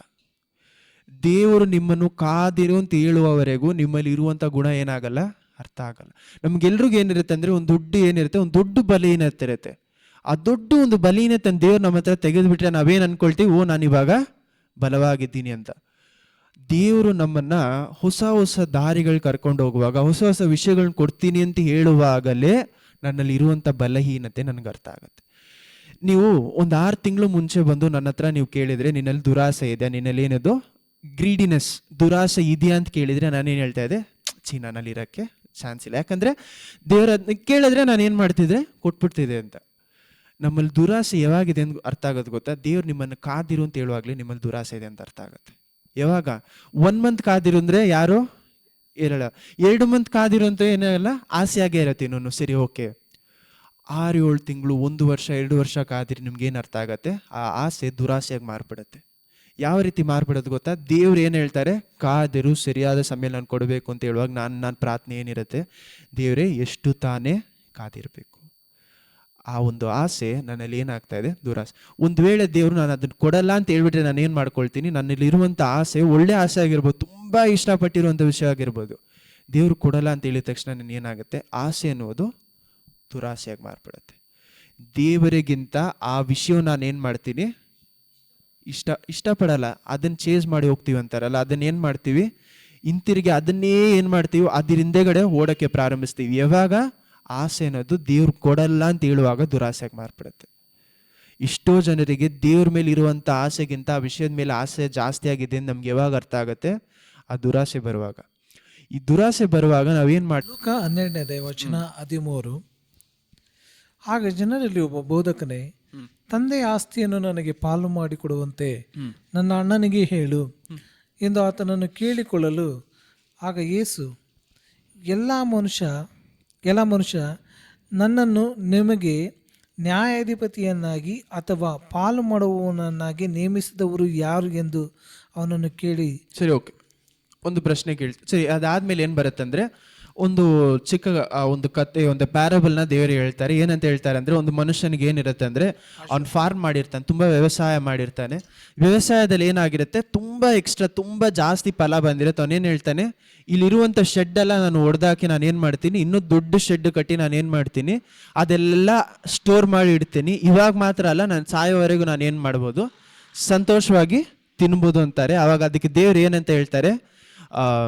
ದೇವ್ರ ಮೇಲೆ ನಗಿತೆ, ಇವತ್ತು ರಾತ್ರಿ ನಿನ್ನ ಹತ್ರ ಅಂದ ನಿನ್ನ ಜೀವ ಏನಾಗುತ್ತೆ? ತೆಗೆಯಲ್ಪಡುತ್ತೆ, ನಿನ್ನ ಆತ್ಮ ಇವತ್ತು ಏನಾಗುತ್ತೆ? ತೆಗೆಯಲ್ಪಡುತ್ತೆ ಅಂತಾರೆ. ಆವಾಗ ಏನು ಹೇಳ್ತಾರೆ? ನೀನು ಇದೆಲ್ಲ ಸೇರಿಸಿಟ್ಟು ಪರಲೋಕ ರಾಜ್ಯದಲ್ಲಿ ಏನು ಸೇರಿಸಿಟ್ಟಿಲ್ವಾ ಅಂತ. ಒಂದೇ ಒಂದು ವಾಕ್ಯ ಮಾತ್ರ 12ರಲ್ಲಿ ಸಾರಿ 18-19 ಲಾಸ್ಟ್ ದೇವರು ಅದೊಂದು ಕನ್ಕ್ಲೂಷನ್ ಕೊಡ್ತಾರಲ್ಲ, ಅದನ್ನು ಮಾತ್ರ ಓದಿ. ಆದರೆ ದೇವರು ಅವನಿಗೆ, ಬುದ್ಧಿಹೀನನು ನೀನು, ಇವತ್ತು ರಾತ್ರಿ ನಿನ್ನ ಪ್ರಾಣವನ್ನು ನಿನ್ನ ಕಡೆಯಿಂದ ಕೇಳುವರು, ಆಗ ನೀನು ಸಿದ್ಧ ಮಾಡಿ ಇಟ್ಟಿರುವುದು ಯಾರಿಗೆ ಆಗುವುದು ಎಂದು ಹೇಳಿದರು. ತನಗೋಸ್ಕರ ದ್ರವ್ಯವನ್ನು ಇಟ್ಟುಕೊಂಡು ದೇವರ ವಿಷಯಗಳಲ್ಲಿ ಐಶ್ವರ್ಯವಂತನಾಗದೆ ಇರುವವನು ಅವನಂತೆಯೇ ಇದ್ದಾನೆ ಅಂದರು. ಆಮೇಲೆ ತನಗೋಸ್ಕರ ಧನವನ್ನು ಇಟ್ಕೊಂಡು ದೇವರ ವಿಷಯದಲ್ಲಿ ಸರಿ, ಒಂದು ಪ್ರಶ್ನೆ. 12ರಲ್ಲಿ 13ನೇ ವಾಕ್ಯದಲ್ಲಿ ಆ ಒಂದು ಮನುಷ್ಯ ಏನಂತ ಬಂದು ದೇವ್ರ ಹತ್ರ ಕೇಳಿ, ಯೇಸು ಕ್ರಿಸ್ತ ಹತ್ರ ಏನಂತ ಬಂದು ಕೇಳ್ತಾ ಇದ್ದಾನೆ? ನನ್ನ ಅಣ್ಣನ ಹತ್ರ ಏನು ಮಾಡಿ? ಆಸ್ತಿ ಪಾಲ್ ಮಾಡಿ ಕೊಡಿ ಅಂತ. ದೇವರ ಹತ್ರ ಹೋಗಿ ನೀವು ನ್ಯಾಯ ಕೇಳುವುದು ತಪ್ಪ ಒಳ್ಳೇದ? ಚಿಕ್ಕ ಪ್ರಶ್ನೆ. ಅವನು ದೇವ್ರ ಹತ್ರ ಹೋಗಿ ಕೇಳಿದ ತಪ್ಪ ಒಳ್ಳೇದ? ಯೇಸು ಕ್ರಿಸ್ತ ಹತ್ರ ಹೋಗಿ, ನಿಮಗೆ ನಿಮ್ಮ ಜೀವನದಲ್ಲಿ ಈ ಒಂದು ಪ್ರಾಬ್ಲಮ್ ಬಂತಂತ ಇಟ್ಕೊಳ್ಳಿ, ನಿಮ್ಮ ಅಣ್ಣ ತಮ್ಮ ಹತ್ರ ಯಾರ ಹತ್ರ ಹೋಗಿ ನೀವು ಆಸ್ತಿ ಪಾಲ್ ಮಾಡ್ಕೊಬೇಕು ಅಂತಿದೆ. ನೀವು ಯೇಸು ಕ್ರಿಸ್ತ ಹತ್ರ ಹೋಗಿ ಕೇಳ್ತಾ ಇದ್ದೀರಾ, ದೇವರೇ ನನಗಿದು ಪಾಲ್ ಮಾಡಿ ಕೊಡಿ ಅಂತ. ಒಳ್ಳೇದಾ ಕೆಟ್ಟದ? ಪ್ರಶ್ನೆ ನಿಮ್ಮ ಹತ್ರ. ಮತ್ತೆ ದೇವ್ರು ಏನಕ್ಕೆ ಆ ಒಂದು ಉತ್ತರ ಹೇಳ್ತಾ ಇದ್ದಾರೆ?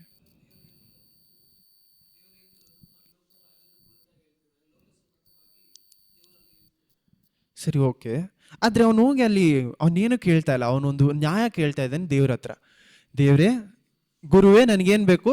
ನನ್ನ ಅಣ್ಣನ ಹತ್ರ ಏನು ಮಾಡಿ ಹೋಗಿ ಮಾತಾಡಿ, ನನಗೇನು ಕೊಡಿ, ನನಗೆ ಸಿಗಬೇಕಾಗಿರುವಂಥ ವಿಷಯ ನನಗೆ ಸಿಗಬೇಕು ಅಂತ. ಅವ್ನು ಮಾಡಿದ ಪ್ರಾರ್ಥನೆ ಒಳ್ಳೆಯದು, ಆದರೆ ದೇವ್ರ ಉತ್ತರ ಆ ರೀತಿ ಇರಲಿಲ್ಲವಲ್ಲ. ಯಾಕೆ? ದೇವ್ರು ಏನಂತ ಉತ್ತರ ಕೊಡ್ತಾರೆ? ಏನಂತ ಉತ್ತರ ಕೊಡ್ತಾರೆ ಯೇಸು ಕ್ರಿಸ್ತು 14ನೇ ವಾಕ್ಯದಲ್ಲಿ? ನಾನು ಯಾಕೆ ನ್ಯಾಯಾಧಿಪತಿಯಾಗಿರ್ಬೇಕು ಅಂತ ಕೇಳಿ. ಸರಿ, ಓಕೆ, ಇದೆಲ್ಲ ಬಿಡಿ. ನನ್ನ ಪ್ರಶ್ನೆ ಏನಂದರೆ, ಅಲ್ಲಿ ಅವ್ನು ಕೇಳಿದ ವಿಷಯ ಒಳ್ಳೆಯ ವಿಷಯ. ದೇವರ ಉತ್ತರ ಯಾಕೆ ಈ ರೀತಿ ಇತ್ತು? ದೇವರ ಉತ್ತರ ಯಾವ ರೀತಿ ಇತ್ತು? ಈ ಅವನ ಮನುಷ್ಯ ಏನಾಗ್ತಾನೆ, ಇವತ್ತೇ ಸೆತ್ತೋಗ್ಬಿಟ್ರೆ ನಾಳೆ ನೀವು ದೇವ್ರ ಹತ್ರ ಹೋಗಿ ನ್ಯಾಯ ಕೇಳ್ತಾ ಇದ್ದೀರಾ, ದೇವ್ರು ನೀನು ಇವತ್ತೇ ಸೆತ್ತೋಗ್ಬಿಡ್ತೀಯ ಅಂತ ಹೇಳಿದ್ರೆ ಚೆನ್ನಾಗಿರುತ್ತೆ ಯಾರಿಗಾದ್ರು? ಆ ಮನುಷ್ಯನ ನೋಡಿ ದೇವರ ಪ್ಯಾರಬಲ್ ಹೇಳಿ ಅದೇ ಅವ್ನಿಗೆ ಹೇಳ್ತಾ ಇದ್ದಾರೆ. ಏನಂತ? ಇವತ್ತು ರಾತ್ರಿ ನಿನ್ನ ಜೀವ ನಿನ್ನ ಹತ್ರ ಅಂದ ಪಡ್ಕೊಂಡ್ರೆ ನೀನು ಏನು ಮಾಡ್ತೀಯ ಅಂತ. ನಾಳೆ ನೀವೇ ದೇವ್ರ ಹತ್ರ ಹೋಗಿ ಏನೋ ಕೇಳ್ತೀರಾ, ತುಂಬ ಒಳ್ಳೆ ವಿಷಯ ಅಂತ ಇಟ್ಕೊಳ್ಳಿ, ಏನೋ ಫೀಸ್ ಕಟ್ಟಬೇಕಿರಲಿ ಅಥವಾ ಬಟ್ಟೆಗೋಸ್ಕರಕ್ಕೆ ಏನೋ ಒಂದು ವಿಷಯ ಕೇಳ್ತಾ ಇದ್ದೀರಾ. ನೀವು ಕೇಳುವಾಗ ದೇವ್ರು ನಿಮ್ಮನ್ನು ನೋಡಿ ಇವತ್ತು ರಾತ್ರಿ ನೀನು ಸೆತ್ತೋಗ್ಬಿಡ್ತೀಯ ಅಂತ ಹೇಳಿದ್ರೆ ಎಷ್ಟು ಜನರಿಗೆ ಸಂತೋಷವಾಗಿರುತ್ತೆ. ಮತ್ತೆ ಯಾಕೆ ದೇವರು ಅವನನ್ನು ನೋಡಿ ಆ ಒಂದು ರೀತಿಯಾಗಿ ಮಾತಾಡಿದ್ರು? ಪ್ರಶ್ನೆ ಅಷ್ಟೇ. ನನ್ನ ಪ್ರಶ್ನೆ ಇದೆ, ದೇವರು ಅವನನ್ನು ನೋಡಿ ಯಾಕೆ ಆ ರೀತಿ ಮಾತಾಡಿದ್ರು?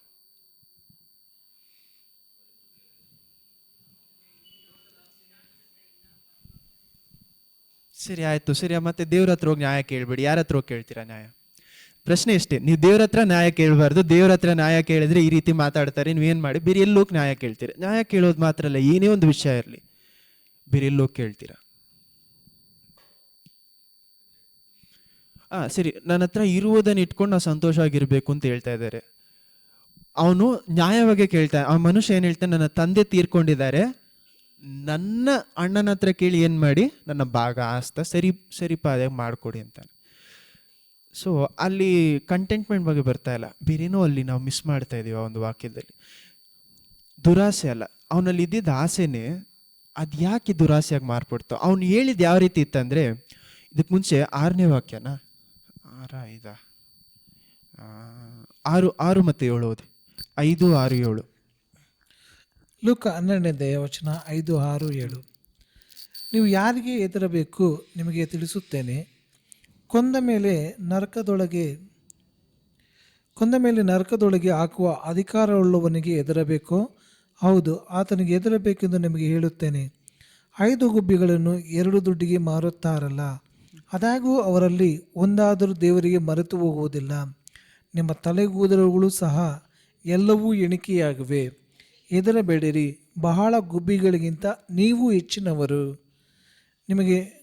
ನಾನು ನಿಮಗೆ ಹೇಳುತ್ತೇನೆ, ಅಲ್ಲಿ ಏನಂತ ಹೇಳ್ತಾ ಇದ್ದಾರೆ? ಸಿಂಪಲ್ ಆಗಿ 7ನೇ ವಾಕ್ಯದಲ್ಲಿ ಏನು ಹೇಳ್ತಾರೆ? ದೇವರು ನಿಮ್ಮೆಲ್ಲ ವಿಷಯಗಳನ್ನ ಏನು ಮಾಡ್ತಾರೆ, ನೀವು ಇದನ್ನೂ ಸ್ವಲ್ಪ ಅರ್ಥ ಮಾಡ್ಕೊಂಡು ಮತ್ತೆ 6ನೇ ಅಧ್ಯಾಯದಲ್ಲಿ ಯೇಸು ಕ್ರಿಸ್ತ ಏನಂತ ಹೇಳ್ತಾರೆ?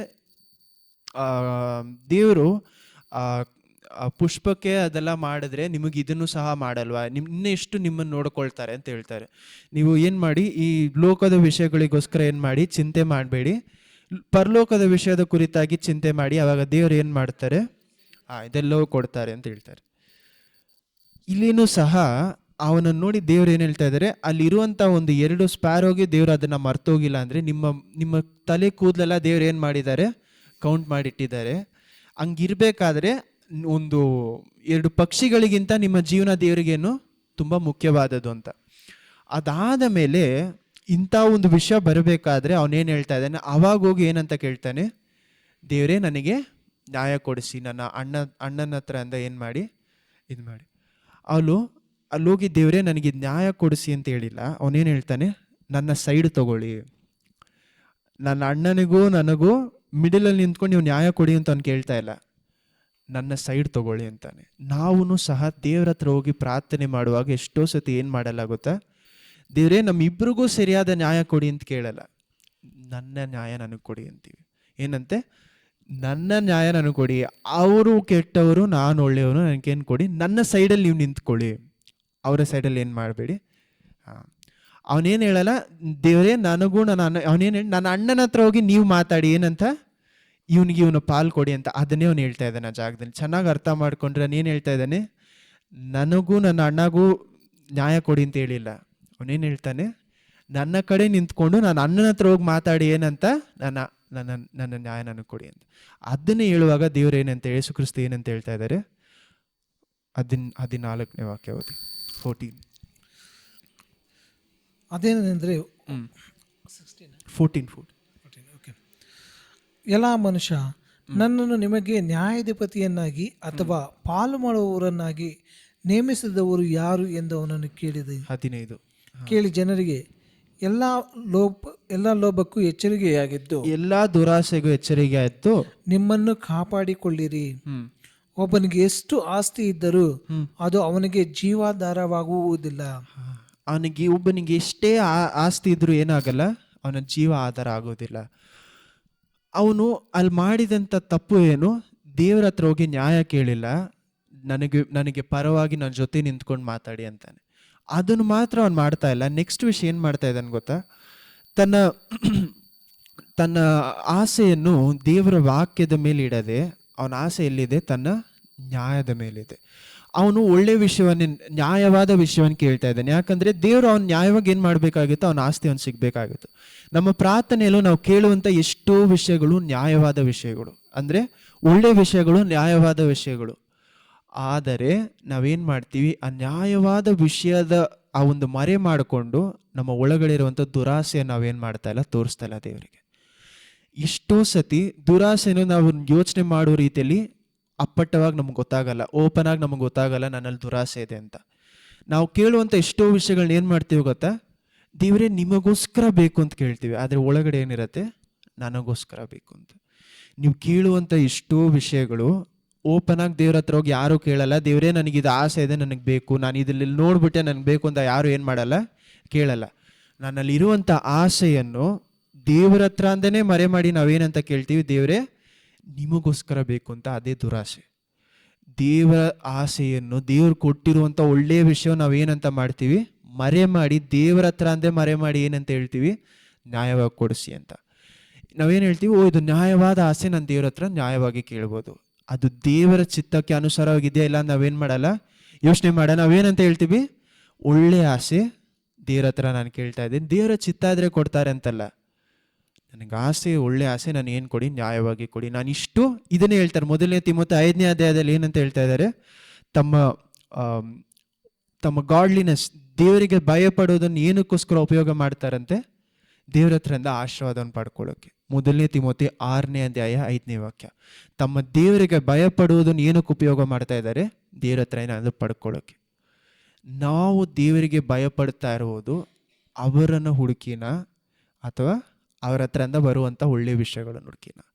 ನಾವು ದೇವರನ್ನು ಹುಡುಕೋದು ಯಾವಾಗ, ಯಾವ ರೀತಿ ಇರುತ್ತೆ, ನಾವು ದೇವರಿಗೆ ಭಯಪಡೋದೇನು, ದೇವ್ರ ಹತ್ರದಿಂದ ಎಲ್ಲಿ ನಾನು ದೂರ ಹೋಗ್ಬಿಡ್ತೀನೋ ಅನ್ನೋದು. ದೇವರನ್ನು ಕಂಡು ಭಯಪಡೋರು ಏನೋ ಮರೆ ಮಾಡ್ತಾ ಇದ್ದಾರೆ ಅಂತ ಅರ್ಥ. ಯಾಕಂದರೆ ಆಕಾನನು ಸಹ ಯೋಶ್ವಾನಲ್ಲಿ ನೀವು ಓದಬೇಕಾದ್ರೆ ಆಕಾನ್ ಏನು ಮಾಡ್ತಾನೆ, ಆ ಒಂದು ಕದೀತಾನೆ. ದೇವ್ರು ಹೇಳಿರ್ತಾರೆ ಅಲ್ಲಿಂದ ಏನು ಮಾಡು, ಅದು ಮಾಡಬೇಡ ಅಂತ ಹೇಳ್ತಾರೆ, ಏನನ್ನು ನೀವು ತೊಗೊಬಾರ್ದು ಅಂತ. ಆಕಾನ್ ಮಾತ್ರ ಏನು ಮಾಡ್ತಾನೆ, ಅದು ತೊಗೊಂಬಂದು ಕದ್ದಿ ಬಂದು ಏನು ಮಾಡ್ತಾನೆ, ಮನೇಲಿ ಇಡ್ತಾನೆ.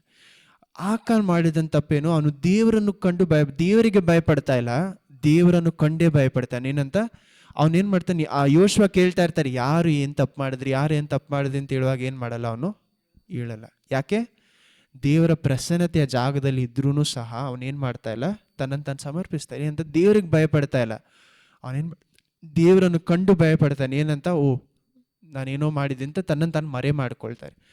ಎಷ್ಟೋ ಜನರು ದೇವರ ಪ್ರಸನ್ನತೆಯನ್ನು ಕಂಡು ಓಡುವುದಕ್ಕೆ ಕಾರಣ ಏನು ಅಂದರೆ, ದೇವರ ವಾಕ್ಯವನ್ನು ಕೊಂಡು, ಪ್ರಾರ್ಥನೆಯನ್ನು ಕೊಂಡು ಓಡೋದಕ್ಕೆ ಕಾರಣ ಅವರ ಜೀವನದಲ್ಲಿ ಏನೋ ಮರೆ ಮಾಡ್ತಾ ಇದ್ದಾರೆ.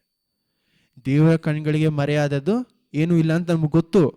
ಆದರೆ ನಾವೇನು ಮಾಡ್ತಾ ಇದ್ದೀವಿ, ದೇವ್ರ ಹತ್ರ ನಾನು ಹೋಗೋದಕ್ಕೆ ನನಗೇನಾಗ್ತಾ ಇಲ್ಲ, ಆ ಒಂದು ತಡೆ ಇರುವಾಗ ನಾವೇನು ಮಾಡ್ತೀವಿ, ಆ ತಡೆ ಇಟ್ಕೊಂಡು ಏನು ಮಾಡ್ತೀವಿ, ದೇವರಿಗೆ ಭಯಪಡಲ್ಲ, ದೇವರನ್ನು ಕಂಡು ಭಯಪಡ್ತಾ ಇದ್ದೀವಿ. ಇವತ್ತು ನಮ್ಮನ್ನು ನಾವು ಕೇಳಬೇಕಾಗಿರೋಂಥ ಪ್ರಶ್ನೆ, ನನಗಿಷ್ಟವಾದಂಥ ಯೇಸು ಕ್ರಿಸ್ತು ನಾನು ಮಾಡಿಟ್ಕೊಂಡಿದ್ದೀನಿ ನನ್ನ ಜೀವನದಲ್ಲಿ. ಯಾಕಂದರೆ ನನಗೆ ಯಾವಾಗ ಏನೆಲ್ಲ ಬೇಕೋ ಆವಾಗ ಮಾತ್ರ ನಾನು ಏನು ಮಾಡ್ತೀನಿ, ದೇವರೇ ದೇವರೇ ದೇವರೇ ಆಶೀರ್ವಾದ ಆಶೀರ್ವಾದ ಆಶೀರ್ವಾದ. ಇವಾಗೆಲ್ಲ ನನಗೇನೋ ಬೇಕು, ನನಗೇನೋ ಒಂದು ಎಕ್ಸಾಂಪಲ್ ಎಲ್ಲಿ ಬೇಕು, ಅದಕ್ಕೆ ಬೇಕು, ಇದು ಬೇಕು ಅಂದರೆ ಏನು ಮಾಡ್ತೀನಿ, ಯೇಸುವೇ ಅಂತ ಹಿಂದೆ ಓಡ್ತೀವಿ. ನನ್ನ ಜೀವನದಲ್ಲಿ ಅದು ಸಿಕ್ಕಿದ ಮೇಲೆ ನಾನು ಏನು ಮಾಡ್ತೀನಿ, ಎಷ್ಟೋ ಜನರಿಗೆ ಚಿಕ್ಕ ಮಕ್ಳು ಇರುವಾಗ ಆ ರೀತಿನೇ ಬೆಳೆಸ್ತಾರೆ. ಎಷ್ಟೋ ಜನರನ್ನ ಚಿಕ್ಕ ವಯಸ್ಸಿನಲ್ಲಿ ಯಾವ ರೀತಿ ಬೆಳೀತಾರೆ, ದೇವರಿಗೆ ಭಯಪಡಿ ಅಂತ ಬೆಳೆಸಲ್ಲ, ದೇವರನ್ನು ಕಂಡು ಭಯಪಡಿ ಅಂತ ಬೆಳೆಸ್ತಾರೆ. ಯಾವ ರೀತಿ, ನೀನು ತಪ್ಪು ಮಾಡಿದ್ರೆ ಇದೆಲ್ಲ ಮಾಡಬಾರ್ದು. ಇನ್ನು ಹೇಳ್ತಾರೆ, ನಿನಗೇನಾದರೂ ಬೇಕಂದರೆ ದೇವ್ರ ಹತ್ರ ಕೇಳು. ದೇವ್ರ ಹತ್ರ ನಾನು ಕೇಳೋದು ತಪ್ಪಲ್ಲ, ಆದರೆ ತನ್ನ ರಿಚಸ್ ಎಲ್ಲಿ ಇಟ್ಕೊಂಡಿದ್ದಾರೆ, ತಮ್ಮ ಐಶ್ವರ್ಯವನ್ನು ಎಲ್ಲಿಟ್ಕೊಂಡಿದ್ದಾರೆ ಅಂತ ನಾವೇನು ಮಾಡಬೇಕು ಯೋಚನೆ. ಮಾರ್ಕ್ 10ನೇ ಅಧ್ಯಾಯದಲ್ಲೂ ದೇವರು ಅದನ್ನೇ ಹೇಳ್ತಾರೆ. ಒಂದು ಹಣ ಇರುವಂಥ ಒಂದು ಐಶ್ವರ್ಯವಂತ ದೇವರಾಜ್ಯವನ್ನು ಹೋಗಿ ಸೇರೋದಕ್ಕೆ ಏನಾಗಲ್ಲ ಅಂತೆ, ತುಂಬ ಕಷ್ಟವಾದ ವಿಷಯ. ಏನಂತಾರೆ, ಸೂಜಿಯ ಇದರೊಳಗಡೆ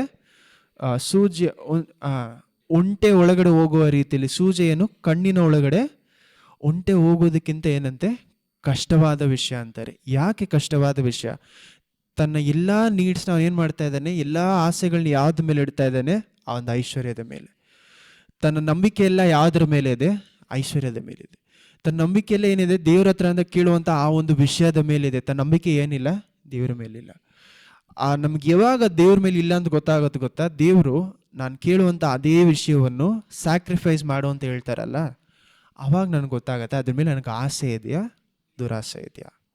ನನಗೆ ಅದ್ರ ಮೇಲೆ ಆಸೆ ಇದೆಯಾ, ದೇವ್ರ ಮೇಲೆ ಇರುವಂಥ ಆಸೆಗಿಂತ ಹೆಚ್ಚಾದ ಆಸೆ ಇದೆಯಾ. ಯಾಕಂದರೆ ನಾನು ದೇವರನ್ನು ಹುಡುಕದೆ ಬರುವಂಥ ಎಲ್ಲ ವಿಷಯಗಳೇನು ವ್ಯರ್ಥ. ನಾವು ದೇವರನ್ನು ಹುಡುಕದೆ ನನಗೆ ಸಿಗುವಂಥ ಎಲ್ಲ ವಿಷಯಗಳೇನು ವ್ಯರ್ಥ. ನಾನು ಎಲ್ಲೋ ದೇವ್ರ ಹತ್ರ ಅಂತ ಪಡ್ಕೊಂಡು ದೇವರನ್ನೇ ಕಳೆದುಕೊಂಡ್ರೆ ಎಲ್ಲ ವಿಷಯಗಳೇನಾಗತ್ತೆ? ವ್ಯರ್ಥವಾಗತ್ತೆ. ಇಸ್ರೇಲ್ ಜನರಿಗೆ ಗೊತ್ತಿಲ್ಲದೆ ಇದ್ದಂಥ ವಿಷಯ ಏನು? ನಾನು ದೇವರನ್ನ ಏನು ಮಾಡೋಕ್ಕಾಗಲ್ಲ. ಎಲ್ಲ ವಿಷಯಗಳನ್ನ ನಾನು ಏನು ಮಾಡ್ಬೋದು? ಪಡೆದುಕೊಳ್ಬೋದು. ದೇವರನ್ನ ಏನು ಮಾಡೋಕ್ಕಾಗಲ್ಲ? ಪಡ್ಕೊಳ್ಳೋಕ್ಕಾಗಲ್ಲ. ದೇವರು ತನ್ನ ವಿಷಯವನ್ನು ಕೊಟ್ಟಿದ್ದ ಮೇಲೇನೂ ಸಹ ದೇವ್ರನ್ನ ಹುಡುಕ್ತಾ ಇದ್ದೀವ. ಎಷ್ಟೋ ಸತಿ ನಮ್ಮ ಜೀವನದಲ್ಲಿ ದೇವರು ಅತಿಶಯ ಮಾಡುವುದಕ್ಕೆ ಕಾರಣ ನಾವು ದೇವರನ್ನು ಹುಡುಕಬೇಕು ಅಂತ. ಪೇತ್ರನ ಜೀವನದಲ್ಲಿ ದೇವರು ಪೇತ್ರನ ನೋಡೋದಕ್ಕೆ ಮೊದಲು ಯಾವ ರೀತಿ ಬರ್ತಾ ಇರ್ತಾರೆ? ಯಾವ ರೀತಿ ಸೀಮೋನ್ ಪೇತ್ರನ ಇಲ್ಲಿ ಹೋಗಿ ದೇವ್ರು ಮೀಟ್ ಮಾಡ್ತಾರೆ. ಅವ್ನು ಮೀನು ಹಿಡಿತಾ ಇರಬೇಕಾದ್ರೆ ಅವ್ನಿಗೇನಾಗಲ್ಲ, ಮೀನು ಸಿಗದೇ ಇರಲ್ಲ. ಲಾಸ್ಟಲ್ಲಿ ಹೋಗಿ ಏನು ಮಾಡ್ತಾರೆ, ಅವ್ನಿಗೆ ವಾಕ್ಯವನ್ನು ಕೊಟ್ಟಿದ ಮೇಲೆ ದೇವ್ರು ಏನು ಮಾಡ್ತಾ ಇದ್ದಾರೆ? ಬಾಲೆ ಹಾಕೋ ಅದು ಜಾಸ್ತಿ ಸಿಕ್ಕಿದ ಮೇಲೆ ಪೇತ್ರನ ಏನಂತ ಹೇಳ್ತಾನೆ?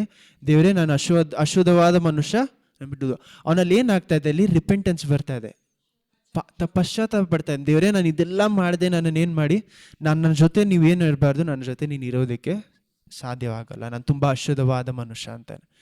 ಅವಾಗ ತಾನೇ ದೇವ್ರು ಏನು ಮಾಡ್ತಾವೆ? ನಾವು ತನ್ನ ತಪ್ಪು ತನಗೆ ಅರಿವಾಗುವವರೆಗೂ ದೇವ್ರು ಅವನೇನು ಮಾಡ್ತಾ ಇಲ್ಲ? ಕರಿತಾ ಇಲ್ಲ. ತನ್ನ ತಪ್ಪು ಅವನಿಗೆ ಅರಿವಾಗುವವರೆಗೂ ದೇವ್ರು ಅವನೇನು ಮಾಡಿದಿಲ್ಲ? ಕರಿತಾ ಇಲ್ಲ. ಅವನನ್ನು ದೇವರು ನೈಟೆಲ್ಲ ಮೀನು ಹಾಕೋದಕ್ಕೆ ಬಿಟ್ಟಿದ್ದಕ್ಕೆ ಕಾರಣ ಏನು? ಆ ಒಂದು ನೈಟೆಲ್ಲ ಅವ್ನು ಮೀನಿಗೋಸ್ಕರ ಅವ್ನು ಹುಡುಕಿಲ್ಲದೆ ಹೋಗಿದ್ದರೆ ಅವನಲ್ಲಿರುವಂಥ ಒಂದು ಅಶುದ್ಧತೆ ಅವನಿಗೇನಾಗ್ತಿರ್ಲಿಲ್ಲ ಅರ್ಥ. ಅರಣ್ಯ ಅನ್ನೋದು ಆ ಮೀನು ಹಿಡಿಯುವ ರೀತಿಯಲ್ಲಿ, ನಮ್ಮ ಜೀವನದಲ್ಲಿ ಅರಣ್ಯ ಅನ್ನೋದು ಆ ಮೀನು ಹಿಡುವ ರೀತಿಯಲ್ಲಿ. ನಾವು ಮೀನು ಹಿಡಿತಾ ನಮ್ಮಲ್ಲಿ ಇರುವಂಥ ಕೋಪ ಎಲ್ಲ ಆಚೆ ಬರುತ್ತೆ. ಏನಂತ? ಎಷ್ಟೇ ಹಾಕಿದ್ರೂ ಏನಾಗ್ತಾ ಇಲ್ಲ? ಮೀನು ಸಿಗ್ತಾ ಇಲ್ಲ. ನನ್ನ ಕೋಪ ಯಾವಾಗ ಗೊತ್ತಾಗತ್ತೆ? ನಾನು ಹಾಕುವಾಗ ಮೀನು ಸಿಕ್ಕಿಲ್ಲ ಅಂದರೆ ನನ್ನ ಕೋಪ, ಮೀನು ಸ್ಟಾರ್ಟಿಂಗಲ್ಲೇ ಸಿಕ್ಬಿಟ್ರೆ ನಾನು ಏನು ಮಾಡಲ್ಲ, ನನ್ನಲ್ಲಿ ಕೋಪ ಬರಲ್ಲ.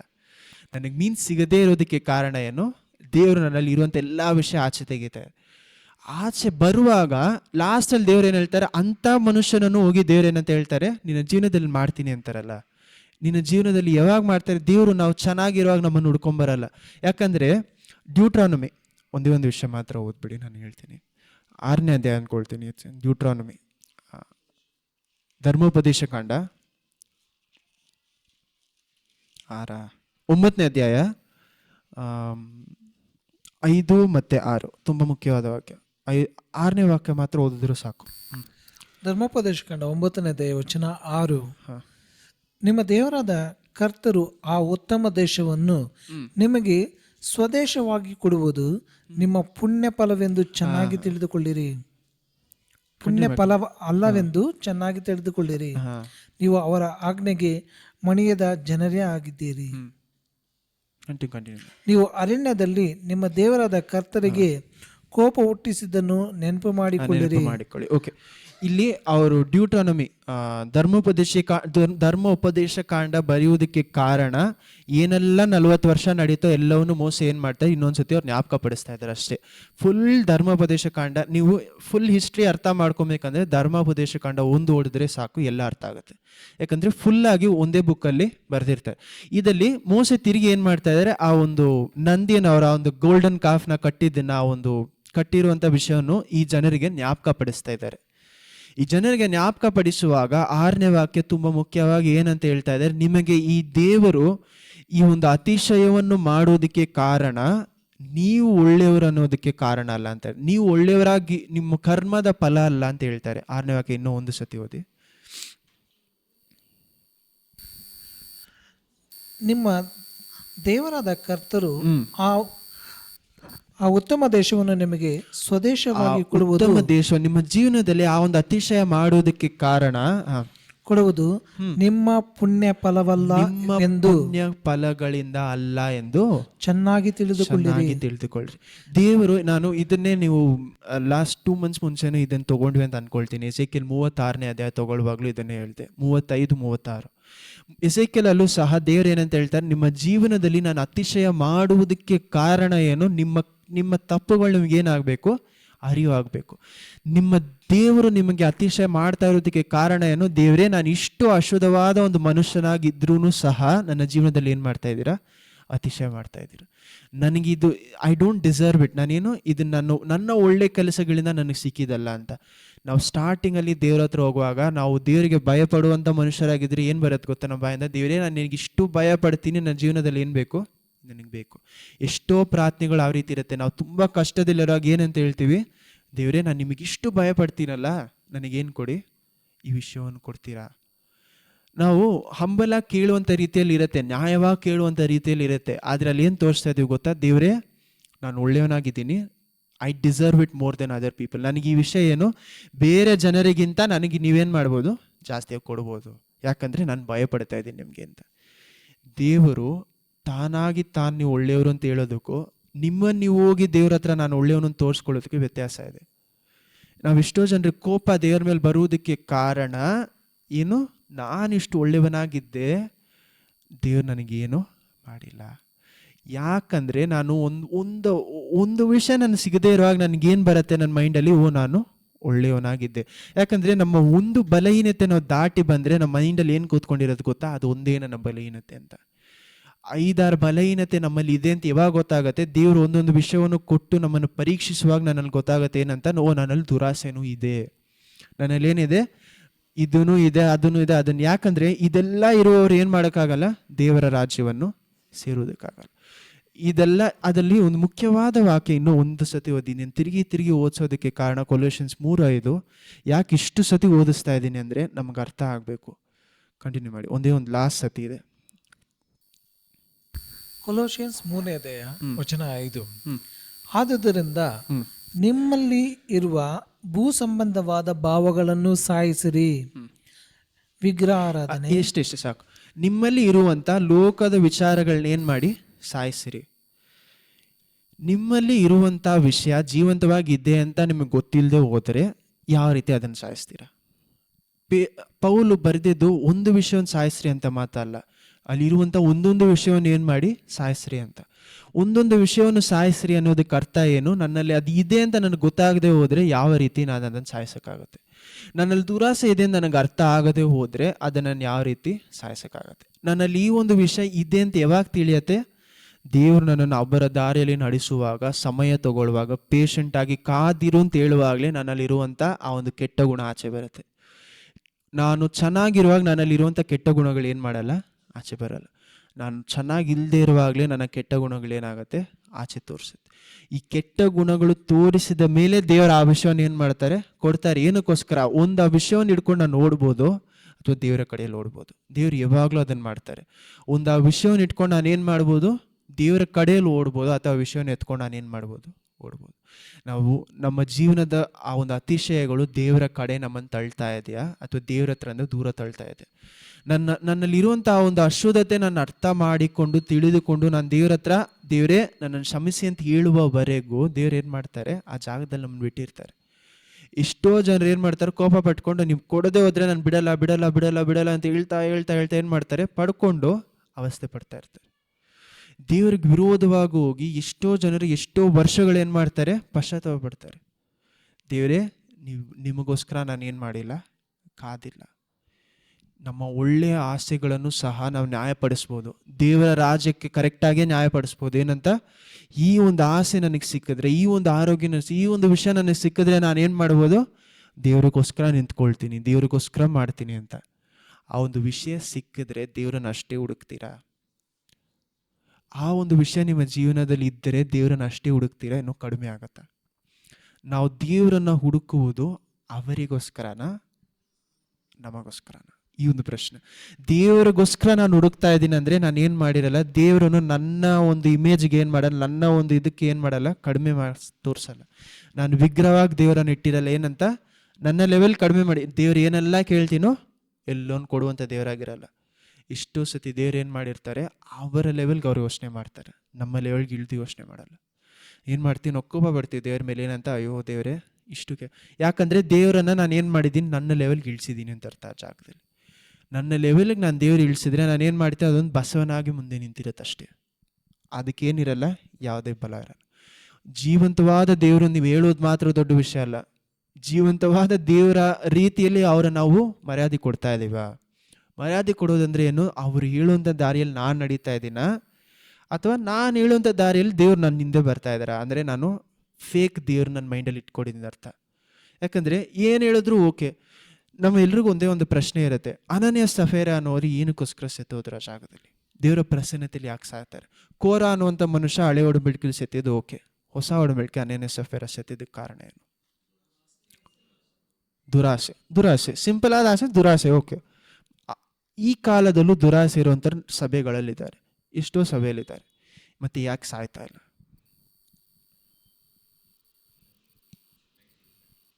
ಇವಾಗಲೂ ಇದ್ದಾರೆ ಅಂಥ ಜನರು, ಹೇಳ್ಬಿಟ್ಟು ಮಾಡದೇ ಇರುವಂಥ ಜನರು ಎಷ್ಟೋ ಜನ.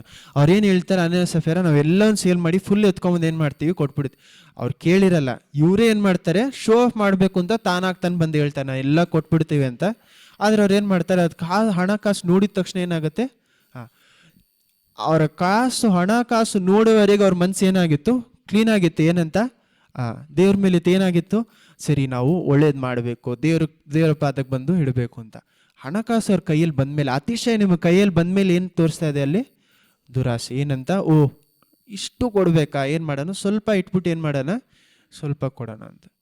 ಆ ದುರಾಸೆ ಬಂದಿದ ತಕ್ಷಣ ಅವ್ರು ಸಾಯೋದಕ್ಕೆ ಕಾರಣ ಏನು? ನಮ್ಮ ಜೀವನದಲ್ಲಿ ಇವಾಗ ನೀವು ಅದನ್ನು ಮಾಡಿದ್ರೆ ನೀವು ಸಾಯಲ್ಲ. ಯಾಕೆ?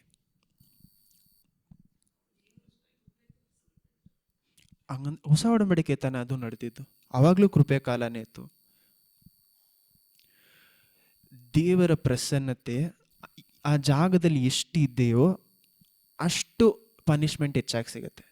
ಯೋಚನೆ ಮಾಡಿ ನೋಡಿ, ನೀವು ದೇವರಿಗೆ ಭಯಪಡುವಾಗ, ಮೋಸೆ ಅಂತ ಮನುಷ್ಯರ ಜಾಗದಲ್ಲಿರುವಾಗ ದೇವರು ಏನು ಮಾಡ್ತಾ ಇದ್ದಾರೆ, ಸೀನಾಯಿ ಬೆಟ್ಟದ ಮೇಲೆ ಇಳಿತಾ ಇದ್ದಾರೆ.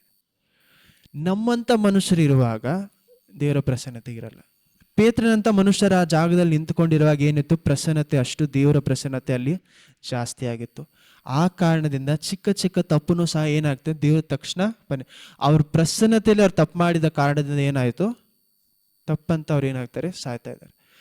ದೇವರು ಅವಾಗಿದ್ದಂಥ ದೇವರೇ ಇವಾಗಲೂ ಇದ್ದಾರೆ. ನಾವು ದೇವರ ಪ್ರಸನ್ನತೆಯಲ್ಲೇ ನಿಂತ್ಕೊಂಡು ನಾನೇನು ಮಾಡೋಕ್ಕಾಗಲ್ಲ, ತಪ್ಪು ಮಾಡಿಲ್ಲ ನಾನು ಹೇಳೋಕ್ಕಾಗಲ್ಲ. ದೇವ್ರ ಕರುಣೆ ತೋರಿಸ್ತಾರೆ ಅನ್ನೋಂಥ ಕಾರಣದಿಂದ ನಾನು ಏನು ಮಾಡೋಕ್ಕಾಗಲ್ಲ.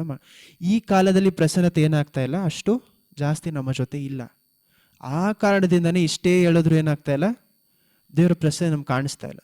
ನಾವು ದೇವರ ಪ್ರಸನ್ನತೆ ಇಲ್ಲ ಅನ್ನೋಂಥ ಕಾರಣದಿಂದ ಏನು ಮಾಡ್ತಾ ಇದ್ದೀವಿ, ಬಾಯಿಗೆ ಬಂದಿದ್ದೆಲ್ಲ ಮಾಡ್ತಾ ಇದ್ದೀವಿ. ನಾವು ಮನಸ್ಸಿಗೆ ಬಂದಿದ್ದೆಲ್ಲ ಏನು ಮಾಡ್ತಾ ಇದ್ದೀವಿ, ಮನಸ್ಸು ಹೇಳಿದ ದಾರಿಯಲ್ಲಿ ನಾವು ಏನು ಮಾಡ್ತೀವಿ, ನಡೀತೀವಿ. ಮನಸ್ಸು ಹೇಳಿದ ದಾರಿಯಲ್ಲಿ ನಡೀತಾ ಇದ್ರೂ ದೇವರು ಅದಕ್ಕೆ ಸುಮ್ಮನೆ ಇರೋದಕ್ಕೆ ಕಾರಣ ಏನೋ, ಅವರ ಪ್ರಸನ್ನತೆ ಅಷ್ಟು ಜಾಸ್ತಿ ಇಲ್ಲ ನಮ್ಮ ಜೊತೆಯಲ್ಲಿ.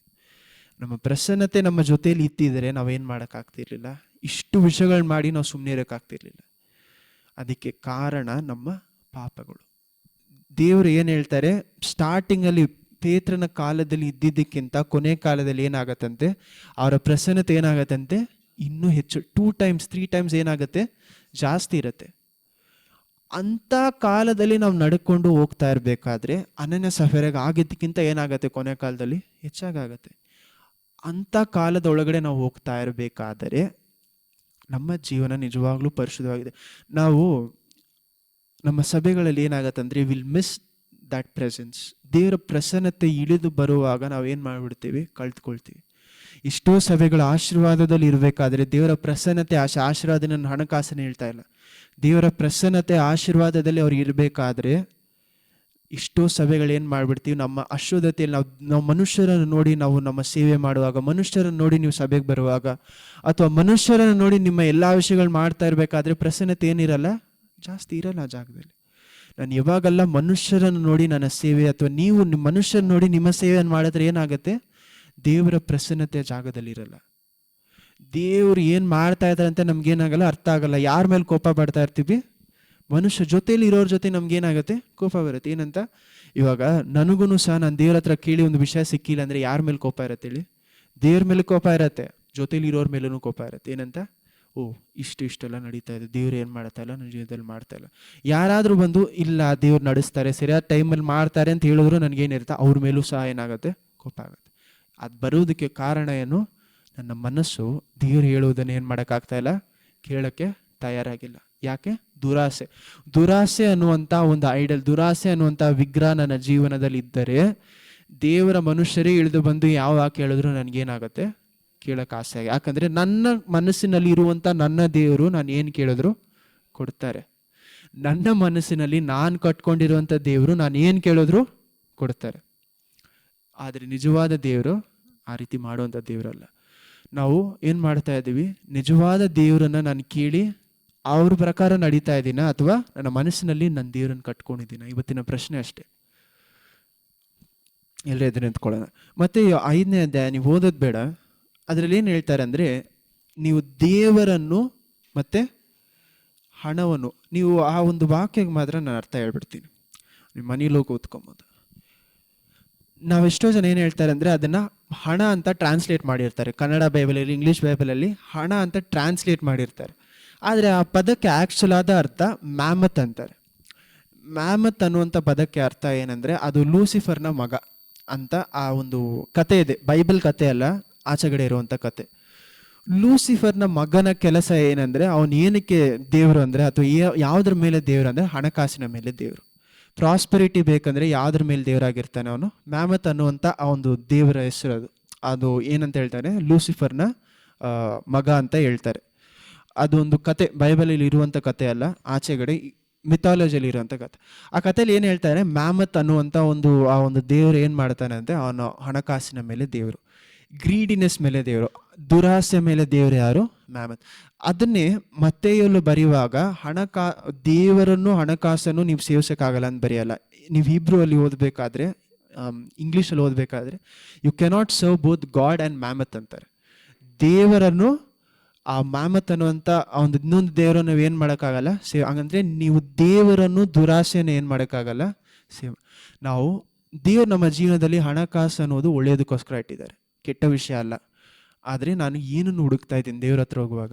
ಪ್ರಾಸ್ಪರಿಟಿ ಮೇಲೆ ನಾವು ಪ್ರೀಚ್ ಮಾಡೋ ತಪ್ಪಾದ ವಿಷಯ ಅಲ್ಲ, ಆದರೆ ಅದನ್ನು ಮಾತ್ರ ಹಿಡ್ಕೊಂಡು ಮಾಡ್ತಾ ಇದ್ದೀವಿ. ಯಾಕಂದರೆ ನಾನು ದೇವರ ಪ್ರಸನ್ನತೆಯಲ್ಲಿ ಹೋಗಿ ನಾನು ದೇವರಿಗೋಸ್ಕರ ನಾನು ನಿಂತ್ಕೊಂಡಿರುವಾಗ ನನ್ನ ಜೀವನದಲ್ಲಿ ಸಿಗುವಂಥ ಎಲ್ಲ ವಿಷಯಗಳು ಒಳ್ಳೆಯದಾಗಿರುತ್ತೆ. ಆದರೆ ಅದೇ ಮೊದಲನೇ ತಿಮೋತಿ 6ನೇ ಅಧ್ಯಾಯದಲ್ಲಿ ಏನು ಹೇಳ್ತಾ ಇರ್ತಾರೆ? ಇದೆಲ್ಲ ವಿಷಯಗಳೇನಾಗುತ್ತೆ? ಅಳಿದು ಹೋಗುತ್ತೆ. ನನಗೆ ಬಟ್ಟೆನೂ ಊಟನೂ ಇದ್ರೇನೆ ಏನಂತೆ ಸಾಕು ಅಂತಾರೆ. ನಾವು ಆ ಒಂದು ಮನುಷ್ಯ ತಪ್ಪಾಗಿ ಮಾಡದ ಅಂತ ಹೇಳೋಕ್ಕಾಗಿಲ್ಲ. ಇಲ್ಲಿ ಲೂಕ 12ರಲ್ಲಿ ಇದ್ದಂಥ ಆ ಒಂದು ಮನುಷ್ಯ ತಪ್ಪಾಗಿ ಮಾಡಿಲ್ಲ. ಯಾರು? ಅವ್ನು ಸೇರಿಸಿಟ್ಟಿದ್ದು ತಪ್ಪಲ್ಲ, ಅವ್ನು ನ್ಯಾಯ ತೀರಿಸಿದಲ್ಲ, ಸೇರಿಸಿಡ್ತಾನಲ್ಲ, ಅವ್ನು ಸೇರಿಸಿಡೋದು ತಪ್ಪಲ್ಲ. ಯೋಸೇಫನು ಸಹ ಏನು ಮಾಡ್ತಾ ಇದ್ದಾರೆ? ಆ ಕಾಲದಲ್ಲಿ ಏನು ಮಾಡ್ತಾರೆ? ಹೆಚ್ಚಾಗಿರುವಾಗ ಸೇರಿಸಿಡ್ತಾರೆ. ಅವ್ನು ಸೇರಿಸಿಟ್ಟಿದ್ದು ತಪ್ಪಲ್ಲ, ಅವನು ತನ್ನ ನಂಬಿಕೆನ ಅದ್ರ ಮೇಲೆ ಇಟ್ಟಿದ್ದು ತಪ್ಪು. ನಮ್ಮ ನಂಬಿಕೆ ದೇವ್ರ ಮೇಲೆ ಇರಬೇಕು. ಆದರೆ ನಾವು ನ್ಯಾಯವಾಗಿ ನಾವು ಬುದ್ಧಿಹೀನರಾಗಿ ನಡ್ಕೊಬಾರ್ದು. ಅದಕ್ಕೆ ಅಂತ ಹೇಳ್ದೆ ಅಂತ ಏನು ಮಾಡ್ತಾರೆ? ಎಷ್ಟೋ ಜನ ಒಂದು ಆ ಕಡೆ ಹೋಗ್ಬಿಡ್ತಾರೆ, ಇಲ್ಲ ಈಗ ಫುಲ್ ಎಕ್ಸ್ಟ್ರೀಮ್ಗೆ ಹೋಗ್ತಾರೆ ಅಂತ, ನಾನು ಇರೋದೆಲ್ಲ ನಾನು ಕೊಟ್ಬಿಡ್ತೀನಿ ಅಂತಾರೆ.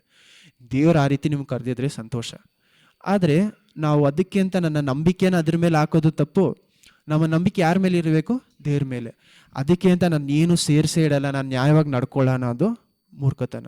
ನಾವು ಎಲ್ಲಿರಬೇಕು? ಮಿಡಲಲ್ಲಿ ಇರಬೇಕು. ಎಲ್ಲಿ ಕರೆಕ್ಟಾಗಿ ದೇವ್ರು ನಮ್ಮನ್ನು ಏನೆಲ್ಲ ಮಾಡಬೇಕು ಅಂತ ಯಾವಾಗ ಹೇಳ್ತಾರೋ ಆ ರೀತಿ ಅದಕ್ಕೆ ನಾವು ಪವಿತ್ರಾತ್ಮರ ಜೊತೆ ನಡಿಬೇಕು ಅಂತಾರಲ್ಲ. ಯಾಕೆ? ಎಷ್ಟೋ ಸತಿ ದೇವ್ರು ಏನು ಹೇಳ್ತಾರೆ? ಇಲ್ಲಿ ಹೋಗಿ ಇದನ್ನು ಮಾಡು ಅಂತಾರೆ. ನಾವು ಅದಕ್ಕೇನು ಅದನ್ನ ಫಲ ಅವಾಗ ನೋಡಲ್ಲ, ಯಾವಾಗಲೂ ನೋಡ್ತೀವಿ. ನಾವು ದೇವರ ಸೇವೆ ಕೊಟ್ಟರೆ ದೇವ್ರು ಅದನ್ನು ನಡೆಸ್ತಾರೆ. ಈ ಸೇವೆ ಅಲ್ಲ, ನೀವು ಯಾವುದೇ ಸೇವೆ ಕೊಟ್ಟರೆ ದೇವ್ರು ನಡೆಸ್ತಾರೆ. ಆದರೆ ದೇವ್ರು ನನಗೆ ಆ ಜಾಗದಲ್ಲಿ ಕೊಡು ಅಂತ ಹೇಳ್ತಾ ಇದ್ದಾರ? ಅರ್ಥ ಮಾಡ್ಕೋಬೇಕು. ದೇವ್ರು ನಮಗೆ ಹೇಳಿದ್ರೆ ಮಾತ್ರ ನಾನು ಏನು ಮಾಡಬೇಕು? ಕೊಡಬೇಕು. ನನ್ನ ಮನಸ್ಸಿನ ಆಸೆ ನಾನು ಸಂತೋಷದಿಂದ ಕೊಡೋದು ಬೇರೆ ವಿಷಯ. ಆದರೆ ನನಗೆ ಊಟ ಇಲ್ಲದೆ ಇರುವಾಗ ನಾನು ಎತ್ಕೊಂಡು ಹೋಗಿ ಕೊಡುವಾಗ ಯಾವಾಗಿರಬೇಕು? ಆ ವಿಧವೆಯ ಕಾಣಿಕೆ ಇರುತ್ತಲ್ಲ, ಯಾವಾಗ ಕೊಡ್ತಾ ಇದ್ದಾರೆ ಅವರು? ದೇವರು ಅವರ ಮನಸ್ಸಿನಲ್ಲಿ ಹೇಳುವಾಗ ಅವ್ರ ಮನಸ್ಸಿನ ಸಂತೋಷದಿಂದ ಕೊಡ್ತಾ ಇದ್ದಾರೆ, ಫೋರ್ಸ್ ಮಾಡಿ ಕೊಡ್ತಾ ಇಲ್ಲ. ನಾವು ಯಾರಿಗೂ ಏನು ಹೇಳ್ಬಾರ್ದು? ನೀನು ಕೊಟ್ಟರೆ ನಾಳೆ ನೀನು ಕೊಡುತ್ತೆ ಅಂತ ಐಶ್ವರ್ಯವನ್ನು ತಿಳಿಸ್ಬಾರ್ದು. ಇವತ್ತು ನನ್ನ ಹತ್ರ 10 ರೂಪಾಯಿ ಇದೆ, ನಾನು 10 ರೂಪಾಯಿ ಕೊಟ್ಬಿಟ್ರೆ ದೇವ್ರು ನನಗೆ 100 ರೂಪಾಯಿ ಕೊಡ್ತಾರೆ ಅಂತ ಇನ್ವೆಸ್ಟ್ಮೆಂಟ್ ಅಲ್ಲ ಅದು. ನಾನು ದೇವ್ರ ಮೇಲೆ ಸಂತೋಷವಾಗಿ ದೇವ್ರು ನಾನು ಕೊಟ್ಟರೆ ನಾನು ನಡೆಸ್ತಾರೆ ಅಂತ ಧೈರ್ಯದಿಂದ ಕೊಡುವುದು ಬೇರೆ, ನಂಬಿಕೆಯಿಂದ ಕೊಡುವುದು ಬೇರೆ. ಹಲ್ಲೆಲೂಯ. ಪ್ರಾರ್ಥಿಸೋಣ. ಯೇಸುವೇ, ನಿಮಗೆ ಸ್ತೋತ್ರ ಸ್ತೋತ್ರ ಸ್ತೋತ್ರ ಅಪ್ಪ. ನಮ್ಮ ಜೀವನದಲ್ಲಿ ನಾವಿವತ್ತು ಅಪ್ಪ ಯಾರನ್ನ ಸೇವಿಸ್ತಾ ಇದ್ದೀವಿ? ದೇವರನ್ನು ಸೇವಿಸ್ತಾ ಇದ್ದೀವಿ ಅಥವಾ ಹಣಕಾಸನ್ನು ಸೇವಿಸ್ತಾ ಇದ್ದೀವಿ? ಯಾಕಂದರೆ ನಾವು ಕೇಳೋದೆಲ್ಲವನ್ನು ಕೊಡುವಂಥ ದೇವರಾಗಿ ನಮ್ಮನ್ನು ನಾವೇ ಒಂದು ನಂದಿ ಅನ್ನುವಂಥ ಒಂದು ಇಮೇಜ್ನ ಮಾಡಿ ಇಟ್ಕೊಂಡಿದ್ದೀವ ದೇವರೇ? ಅದನ್ನ ನಾವು ತಿಳ್ಕೊಳ್ಳೋಕೆ ಸಹಾಯ ಮಾಡಿ. ಆ ಬಸವನ್ನು ಮಾಡಿ ಇಟ್ಕೊಂಡಿದ್ದೀವ? ನಮ್ಮ ಜೀವನದಲ್ಲಿ ನಾವು ಕೇಳೋದೆಲ್ಲ ನೀವು ಕೊಡ್ತೀರೋ ಕೊಡದೇ ಇರ್ತಾರೆ, ಅದು ಬೇರೆ ವಿಷಯಪ್ಪ. ನೀವು ವಾಗ್ದಾನ ಕೊಟ್ಟರೆ ನೆರವೇರಿಸುವಂಥ ದೇವರು. ಆದರೆ ನಿಮ್ಮನ್ನು ನಾವು ಹುಡುಕ್ತಾ ಇದ್ದೀವ? ಆ ವಿಷಯ ಒಂದು ವೇಳೆ ಸಿಗದೇ ಇದ್ರೂ ನಿಮ್ಮನ್ನು ನಾವು ಹುಡುಕ್ತೀವ? ಅದನ್ನು ನಾವು ಅರ್ಥ ಮಾಡ್ಕೊಳ್ಳಿಕ್ಕೆ ಸಹಾಯ ಮಾಡಿ ಅಪ್ಪ. ನಮಗೆ ಬೇಕಾಗಿರುವಂಥ ದೊಡ್ಡ ಐಶ್ವರ್ಯ ನೀವು ದೇವರೇ, ಅದನ್ನು ನಾವು ಅರ್ಥ ಮಾಡ್ಕೊಳ್ಳೋಕೆ ಸಹಾಯ ಮಾಡಿ. ಎಲ್ಲ ಐಶ್ವರ್ಯವನ್ನು ಪಡೆದುಕೊಂಡು ನಮ್ಮ ಆತ್ಮನ ನಷ್ಟ ಮಾಡಿಕೊಂಡ್ರೆ ಯಾವುದೇ ಉಪಯೋಗ ಇಲ್ಲಪ್ಪ. ಅದನ್ನು ಅರ್ಥ ಮಾಡಿಕೊಳ್ಳೋಕೆ ಪ್ರತಿಯೊಬ್ಬರು ಅರ್ಥ ಮಾಡಿಕೊಳ್ಳೋಕೆ ಸಹಾಯ ಮಾಡಿ. ನಿಮ್ಮ ನಾಮನಪ್ಪ ಇನ್ನು ಹೆಚ್ಚಾಗಿ ನಾವು ಸ್ತುತಿ ಮಾಡೋದಕ್ಕೂ ಆರಾಧನೆ ಮಾಡೋದಕ್ಕೂ ಸಹಾಯ ಮಾಡಿ. ಪ್ರತಿಯೊಬ್ಬರ ಮನಸ್ಸಿನಲ್ಲೂ ಮಾತನಾಡಿ. ಹೌದಪ್ಪ, ನಾವು ಎಲ್ಲಿ ನಮ್ಮ ವಿಗ್ರಹ ಕಟ್ಟಿದ್ದೀವಿ ಅಂತ ಅರ್ಥ ಮಾಡ್ಕೊಳ್ಳೋಕೆ ಸಹಾಯ ಮಾಡಿ. ಇಂದು ಎಂದು ಮಾರದೇ ಇರುವಂಥ ದೇವರ ಆಶೀರ್ವದಿಸಿ. ಹೌದಪ್ಪ, ಸ್ತೋತ್ರ. ಪ್ರತಿಯೊಬ್ಬರಿಗೆ ಏನೆಲ್ಲ ಬೇಕಿದೆ ನಿಮಗೆ ತಿಳಿದಿದ್ದಾರೆ. ಎಲ್ಲಕ್ಕಿಂತ ಮೇಲೆ ನಿಮ್ಮ ಪ್ರೀತಿಯನ್ನು ಅರ್ಥ ಮಾಡಿಕೊಂಡು ನಿಮಗೆ ಭಯಪಟ್ಟಪ್ಪ ಸ್ತೋತ್ರ ಅಪ್ಪ. ನಿಮ್ಮನ್ನು ಕಂಡು ಭಯಪಡೋದಲ್ಲ, ನಿಮಗೆ ಭಯಪಟ್ಟಪ್ಪ ಸ್ತೋತ್ರ. ಹೌದಪ್ಪ, ನಿಮ್ಮನ್ನು ಕಂಡು ಓಡದೆ ನಿಮ್ಮ ಹತ್ರ ಬರೋದಕ್ಕೆ ಸಹಾಯ ಮಾಡಿಯಪ್ಪ. ನಿಮ್ಮ ಪ್ರೀತಿಯನ್ನು ಅರ್ಥ ಮಾಡಿಕೊಂಡು ಹೌದಪ್ಪ ಸ್ತೋತ್ರ, ಅದನ್ನು ಕೇವಲವಾಗಿ ಯೇಸು ಕ್ರಿಸ್ತನ ರಕ್ತವನ್ನು ಕೇವಲವಾಗಿ ಎನಿಸದೆಯಪ್ಪ ಸ್ತೋತ್ರ. ಅದನ್ನು ಹೀಬ್ರೂ 13 ಹೇಳುವ ರೀತಿಯಲ್ಲಿ ಹೌದಪ್ಪ, ನಿಮ್ಮ ರಕ್ತವನ್ನು ನಾವು ಸ್ವಲ್ಪ ಸ್ತೋತ್ರ ಸುಲಭವಾಗಿ ತೆಗೆದುಕೊಳ್ಳದೆ ಅಪ್ಪ ಸ್ತೋತ್ರ, ನಿಮ್ಮನ್ನು ದುಃಖಪಡಿಸದೆ ಸರಿಯಾದ ದಾರಿಯಲ್ಲಿ ನಾವು ನಡೆಯೋಕ್ಕೆ ಸಹಾಯ ಮಾಡಿ. ಹೌದಪ್ಪ ಸ್ತೋತ್ರ, ನಮ್ಮ ಎಲ್ಲ ವಿಷಯಗಳು ನಿಮ್ಮ ಹತ್ರ ಸಮರ್ಪಿಸ್ತಾ ಇದ್ದೀವಿ. ಸರಿಯಾದ ಸಮಯದಲ್ಲಿ ಎಲ್ಲವನ್ನು ನಡೆಸಿಕೊಡಿ. ಯೇಸುವಿನ ನಾಮದಲ್ಲಿ ತಂದೆ, ಆಮೇನ್.